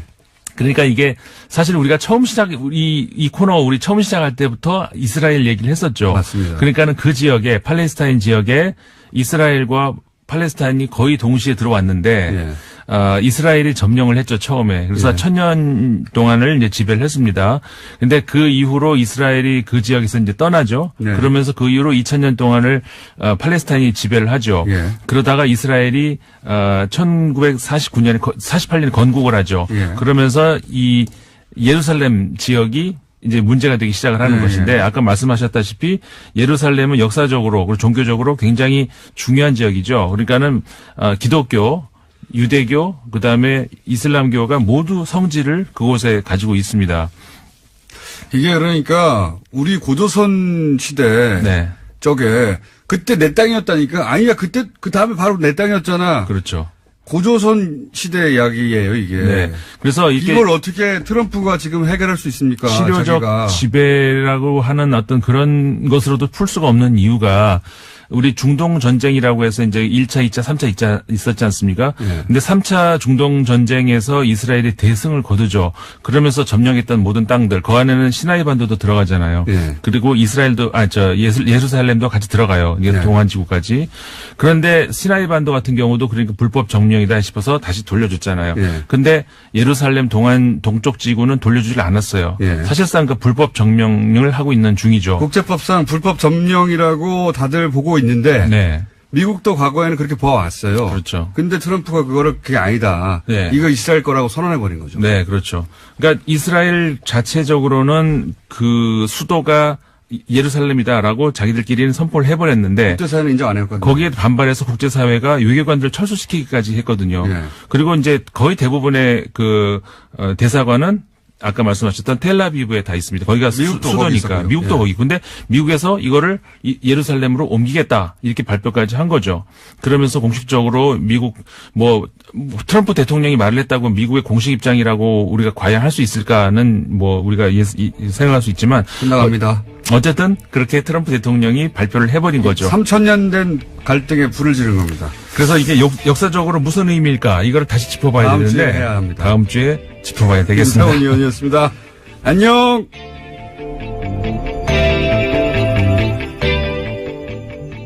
안녕하세요. 김호준입니다. 지난 9월 트럼프 대통령이 긴 가스관이 북한의 형성 중이다. 유구합니다. 라고 했다는 연합뉴스 기사 기억나십니까? 알고 봤더니 주유소의 길이 길다. 경제 제재로 북한이 물자 부족을 겪는다는 의미인데 이걸 트럼프가 문 대통령의 러시아 가스관 구상을 싫어한다고 의혹을 냈었죠. 그런데 연합뉴스에서 이번엔 이런 보도를 냈습니다. 윌리엄 페리 전 미 국방부 장관이 한국과 일본은 독립적 핵전력을 더 선호한다고 했다. 전 국방장관이 한국 핵무기 보유를 옹호하는 것은 이례적이다. 이 연합기사를 윌리엄 페리 본인이 SNS로 직접 반박했습니다. 자신이 실제 한 말은 이렇다는 겁니다. 나는 한국이나 일본의 핵무기를 배치하는 것이 바람직하지도 필요하지도 않다고 생각한다. 그러나 그럼에도 그 나라들이 독자적인 핵을 갖는 것보다는 미국 핵 배치가 낫다. 그러니까 한국 핵무기를 옹호한 게 아니라 거꾸로 한국의 핵무장을 반대한 겁니다. 이게 정반대로 전술핵 재배치, 자체 핵무장, 최근 보수정당의 주장을 뒷받침하는 워싱턴발 뉴스가 된 겁니다. 이 정도 되면 워싱턴발 연합뉴스 무슨 의도가 있는 거 아닌가요? 김어준 생각이었습니다.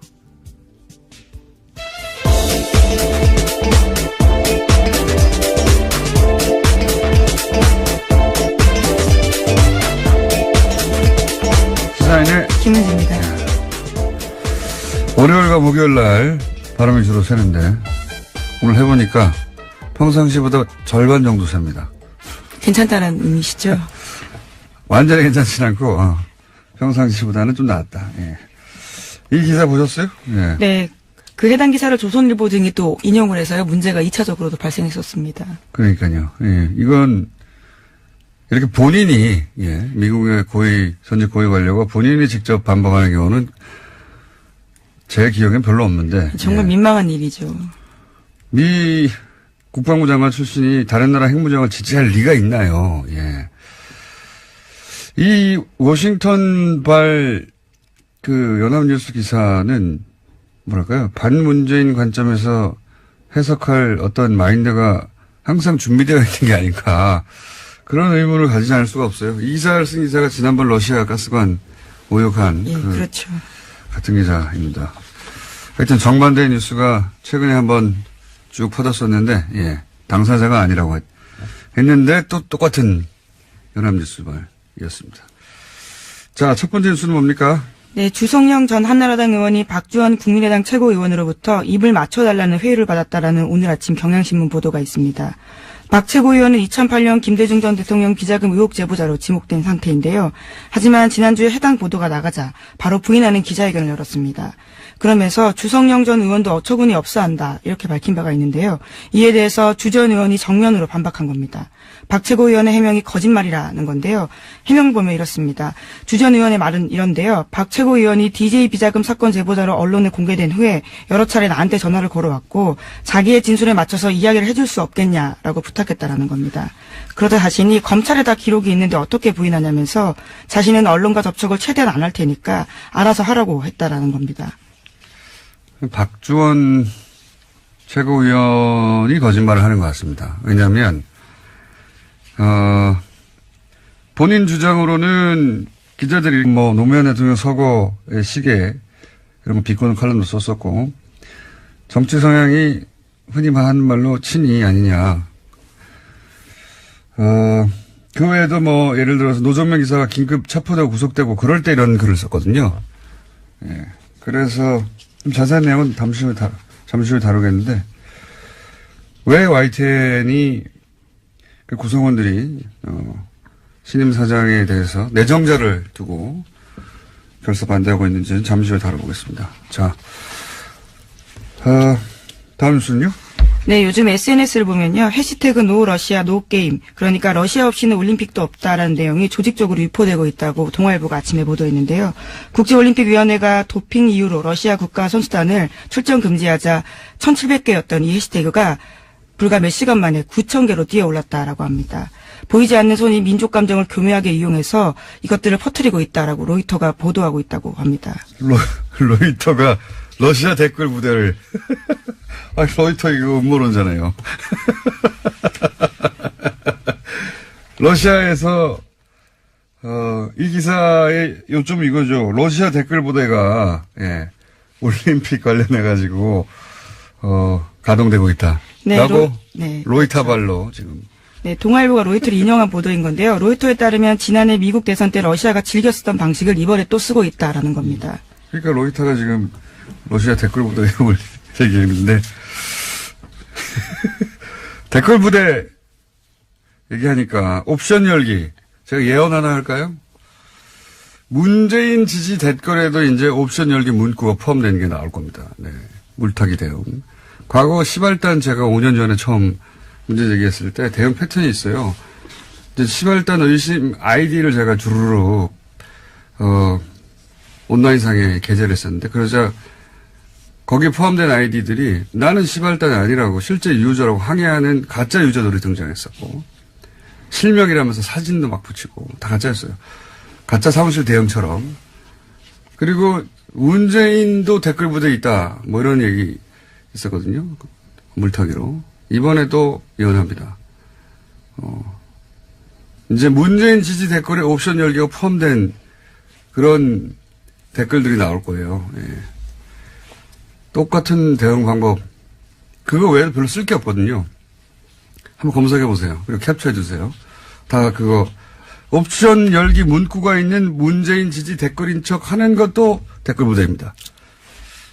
잘 캡처해 주시고. 그리고 자기가 실제 유저라고 항의하는 댓글 유저들도 옵션 열기 들어가 있는 문구.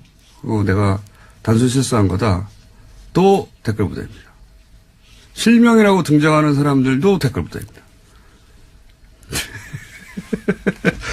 옵션 열기라는 문구가 들어간 댓글과 아이디를 일제히 대량 삭제했거든요. 이건 중앙 통제를 의미한다. 단순히 실수했는데 뭘 아이디를 다 지웁니까? 예. 그런 아이디어 댓글이 이제 나중에 증거로 쓸 수 있는 걸 우려한 거죠. 이게 노년층 댓글 알바 실수 가능성이 얘기했는데 이건 사람을 전제로 얘기할 때고 프로그램의 존재 가능성도 있습니다. 여기 네, 이번 러시아 같은 경우에도 러시아도 자동 프로그램 가동시켰다라고 합니다. 이런 걸 보시라고 하거든요. 예. 매크로 혹은 매크로는 일종의 작은 프로그램 스크립트고 봇은 이제 독립적인 하나의 프로그램이에요. 이런 가능성도 있는 이렇게 물어봤거든요. 주성영 전 의원과 통화를 해봤냐 최근에 물어봤더니 했는데 아니 그런 말은 어처구니 없다고 하더라 라고 했는데 만약에 박지원 의원의 말이 맞다면 주성영 의원이 거기 맞춰 대답을 해줘야 되는데 어처구니 없다고 해줬어야 하는데 아니래잖아요. 예, 너무 나갔다라는 이야기까지 했습니다. 이건 이제 정반대로 얘기하는 거 봐서는 박지원 최고위원이 거짓말을 하는 것으로 보이는데 이 관련해서 이제 또 저희 패널인 박지원 전 대표가 계란을 맞았죠? 네, 어제 전남 목표에서 제1회 김대중 마라톤 대회가 열렸었는데요. 국민의당 주요 인사들이 참석했습니다. 그런데 박지원 의원이 안철수 대표 지지자가 던진 계란에 맞은 건데요. 행사장에서는 또 야유와 항의를 받은 것은 안철수 대표도 마찬가지였습니다. 김대중 대통령 비자금도 공갈로 다 했다. 간신배 물러나라. 이런 식의 항의를 받았다라고 합니다. 주말에 이 뉴스들이 크게 보도가 됐는데 이 박지원 사건 효과가 뭘까요? 예. 흔히들 안철수 통합 드라이브에 제동이 걸린다. 이렇게 이제 보도하잖아요. 저는 사실 반대로 봅니다. 안철수 대표는 계속 가거든요. 예. 그러니까 안철수 대표 호남계 의원들의 결벌을 오히려 촉진, 기정사실화하는 효과가 있을 것이다. 이 일로 만약에 통합 드라이브가 제동이 걸리고 못하면 이런 해석이 맞는데 계속 갈 거기 때문에 오히려 결별, 촉진, 네, 혹은 기정사실화. 그 연장선상에서 안철수 대표가 굳이 호남행을 계속 한 이유는 또 뭐냐? 뭐라고 보십니까? 저는 계란을 맞으려고 왔다고 봅니다. 계란을 안 대표가 호남 결별을 먼저 선언할 수는 없잖아요. 예. 네, 어제 박지원 의원 같은 경우에는요, 자신이 맞아서 다행이다 이런 이야기를 하긴 했습니다. 그 말의 의미는 안철수 대표 쪽에 그런 빌미나 구실을 주면 안 된다. 차라리 내가 만든 게 낫다. 이제 그런 의미죠. 예. 정치 9.5당이다 보니까 예. 이 사건은 이제 결별을 기정사실화하는 사건으로 앞으로 역할을 할 것이다. 박주원 위원은 애초에 왜 입당했을까요? 이 질문도 사실은 하지 않을 수가 없어요. 왜냐하면 검사 출신으로 DJ 검찰 저격. 수사관 출신입니다. 네, 수사관 출신으로 참 정보통 유명한 정보통이었어요. 예, 그렇죠. DJ 저격수 역할, 정보 제공자 이런 역할인데 한나라 출신은 시장. 안산시장까지 했었고요. 근데 이제 DJ 정신 계승한다고 창당한 국민의당에 작년에 왜 입당했느냐. 본인 정책사가 전혀 안 맞거든요. 요 얘기는 나중에 한번 따로 한번 해야 되겠습니다. 긴 얘기가 될 것 같아서. 자, 다음 뉴스는 뭡니까? 네, 이건희 삼성전자 회장의 자택공사 비리 의혹을 경찰이 수사하고 있는데요. 경찰이 이를 수사하다가 차명 계좌를 발견했다라고 합니다. 그래서 국세청을 압수수색했는데요. 서울국세청입니다. 또 JTBC 보도에 따르면요. 해당 계좌는 모두 8개로 삼성그룹 전현직 임원 명의로 되어 있다라고 하는데 경찰 관계자에 따르면 삼성그룹 관계자가 조사 과정에서 해당 계좌에 대해서 회장님 재산이다라고 진술했다고 합니다. 정권이 바뀌니까 삼성 차명 계좌들이 갑자기 많이 발견되네요. 네, 앞서 말씀드렸던 계좌들과는 다른 계좌라고 합니다. 이 계좌는 공사비. 예, 이건희 회장 자택 공사비에 회사에 비자금이 들어갔다라는 의혹이 있어서 추적하다가 나온 것들이거든요. 이건 제가 보기에는 비자금으로 조성한 이건희 회장의 용돈이 아니었을까 싶어요. 용돈. 몇백억 정도는 용돈이죠. 이분들에게. 용돈이 발견된 게 아닐까. 따로 회장님으로 마련해둔. 예, 그런 거 마음껏 쓰시라고. 그런 용도가 아닐까 싶습니다. 어쨌든 이게 발견됐으니 또 나오겠죠, 이야기가 더. 다음 뉴스는 뭡니까? 네, 2012년 대선을 사흘 앞두고 경찰이 기습적으로 국정원 대선 개입 사건 중간 수사 결과 발표한 바 있습니다. 이 자료를 경찰이 발표 전에 국정원에 전달했다라는 한겨레 신문 보도가 있는데요. 또 당시 국정원은 서울지방경찰청 등을 통해서 경찰의 수사 진행 상황도 실시간으로 전달받았습니다. 그래서 검찰은 오늘 김병찬 서울 용산경찰서장을 공무상 비밀 누설 혐의 등으로 불구속 기소할 방침입니다. 지난주에 저희가 좀 지지난주군요. 자세히 다뤘는데, 청와대 새누리 경찰 국정원 사각 커넥션, 대선 직전에 2012년, 여기에 이제 뒤따른 또, 추가 뉴스군요. 그러니까 경찰 서울결정청에서 자기들 기자회견 할 것을 국정원에 미리 줬다. 네, 몇 시간 전에 관련 자료를 팩스로 보냈다라고 합니다. 네. 심지어 수사를 맡았던 수사경찰서에는 겨우 30분 전에 줬는데요. 그보다 훨씬 앞서서 국정원에 줬다라는 거죠. 네. 당시 이제 소위 문을 잠그고 셀프 감금하던 국정원 김씨, 예, 노트북에서, 글이 발견된 거죠. 정치 개입하는. 그러자, 이 김병찬. 당시에는 서울청 수사 2계장이었습니다. 네. 이 수서경찰서에서 수사를 하던 김병찬. 예, 서울청에서 수사했었는데요. 예. 소장이 그게 안 나오도록 검색어를 줄여서. 그렇죠. 범위를 줄였습니다. 그래서 실제 검색어가 안 나왔다고. 그러니까 나온 검색어를 피해서 안 나오는 단어로 검색하도록 만들었다는 얘기죠. 예. 이러고 나서 이제 국정원의 명예가 실추되고 그 직원 인권이 유린됐다고 민영사상 책임을 묻겠다고 했었죠. 곧바로 그런 보도자료 낸 바가 있는데요. 정말 겨우 이번에 드러나서 공소시효 하루 전에 검찰이 기소하게 됐다라고 합니다. 그렇군요. 이건 그때도 다 의혹이 충분히 있었는데도 다 넘어갔었죠. 이제야 밝혀지는 겁니다. 자, 다음 뉴스는 뭡니까? 네, 지난주 금요일에 최승호 신임 사장을 맞은 MBC가 노서공동으로 해직자 6명의 복직을 선언했습니다. MBC 보도국 간부와 메인 뉴스 앵커도 교체가 됐는데요. 반면에 노정면 YTN 기자는 노사 간 적폐청산 협상이 결렬되자 보도국장직을 거부했습니다. 노 기자는 이명박 정부 시절 낙하산 사장 반대 투쟁으로 해고됐다가 9년 만에 복직한 바 있습니다. MBC와 YTN의 상황이 대비되는 모습인데요. 또 KBS 같은 경우에도 새노조가 역대 체장 파업을 이어가고 있습니다. 현재는 집행부가 단식도 하고 있는 중입니다.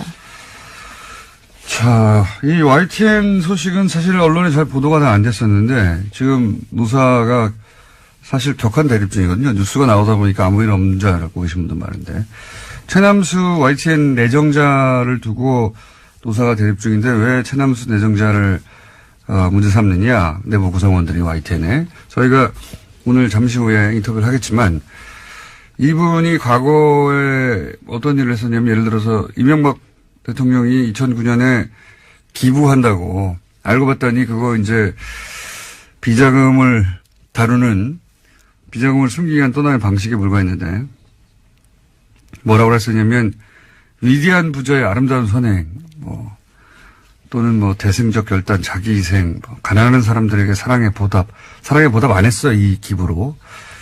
따뜻한 자본주의, 등등등 온갖 미사역으로 당시 이명박 전 대통령을 찬양했었어요. 네, 실제. 그런 글도 썼었고, 혹은 댓글 자동화. 네, 2012년 댓글 부대 당시에도요, 봇 프로그램을 사용했던 적이 있었습니다. 네, 이번에도 그런 봇 프로그램 가능성이 있는데, 그래서 프로그램 얘기한 건데, 그건 다음에 다뤄야 될 것 같습니다. 예, 시간이 오늘 미니가 하나 있어가지고 여기까지 하겠습니다. 시사인의 김은지였습니다. 감사합니다. 네, 바로 이어서 저희가 2주 전에 신광열 수석 부장판사에 대한 비판 여론에 전국 법과대학 교수의 성명서 관련 기사가 있었고 이 기사에 대해서 회원수가 400명이 넘는 이 사단법인의 성명서가 홈페이지에 올라와 있지 않다. 그리고 서명한 사람들의 명단이 없다. 예, 이게 어떻게 된 거냐 의혹을 제기했었죠. 그 이후에 전국 법과대학 교수회 이호선 회장과 저희가 연락이 닿아서 사전 서명 동의를 받았냐 하는 질의에 문자나 메일로 사전 동의를 받았다라고 답을 받았고 그래서 그럼 그 명단을 요청했는데 개인 정보라며 거절하셨기 때문에 그리고 이제 그러면 동의한 사람들 말고 회원 명단을 줄 수 있겠느냐. 근데 회원 명단도 거절하셨기 때문에 저희가 이제 소속 교수들을 누가 소속된지 알 수가 없잖아요. 예. 어렵게 수배해서 한 분을 오늘 연결해서 어떤 일이 있었는지 들어보려고 합니다. 대구대학 법과대학의 윤재만 교수님 연결됐습니다. 안녕하세요, 교수님. 예, 안녕하세요. 반갑습니다. 예. 그 전국 법과대학 교수회 회원이시죠? 지금 그 전국 법과대학 교수회가 어떤 단체인지 홈페이지를 통해서는 활동량이 거의 없어서 알 수가 없어서 여쭤보는 건데 어떤 단체입니까? 예, 전국 법과대학 협의회는 2009년에 네. 대학이 구성원입니다. 저도 그때 학장이었기 때문에 대학이 구성원. 예. 예, 참여 멤버였어요. 예. 처음에 구성 멤버죠. 예. 그런데 이 2015년에 예. 전국 법과대학 교수회가 예. 구성원이 법과대학 교수들로 바뀌어가지고 이렇게 결정을 해요. 예. 그래서 구성원이 바뀐 거죠. 법과대학이 구성원이었는데 예. 법과대학 교수들이 구성원으로 어쩌면 일종의 질적인 변화를 가져온 건데요. 하여튼 의결 절차를 거친 거니까. 그리고 이 전국 법과대학 협의회가 전신 예. 이게 사법시험 존치, 예비시험 제도 도입 등 예. 로스쿨 제도 개선을 위한 목적으로 이게 설립된 거라서 그 목적은 그대로 가지고 간다고 보고요. 예. 구성원들이 동의해가지고 묵시적인 동의죠. 오늘에 이렇게 된 겁니다. 알겠습니다. 처음에는 대학으로 그러니까 로스쿨 문제 제기를 한 대학들 모임으로 시작됐다가 나중에는 구성원들이 교수회로 바뀌었다. 네. 예. 알겠습니다. 그럼 이제 이 성명서 관련해서 제가 질문을 드려보겠습니다. 성명서가 처음 언론에 보도된 게 이제 찾아보니까 11월 27일 월요일 오후 3시 20분경이었는데 세계일보를 통해서 그 이후 연합뉴스에서도 보도가 됐고. 네. 그런데 이제 이호선 회장은 언론에 보도되기 전에 집행부 카톡으로 중지를 모았다 해서 이제 그 카톡 화면을 저희한테 보내왔는데, 근데 이 카톡 화면에는 찬반 토론 내용이나 회원 동의 이런 걸 묻는 내용이 없어서 제가 여쭤보는 건데, 네. 혹시 이 성명서를 발표하기 전에 동의 여부를 묻는 어떤 요청을 교수님께서 받으셨습니까? 받으셨으면 어떤 형태로 받으셨나요?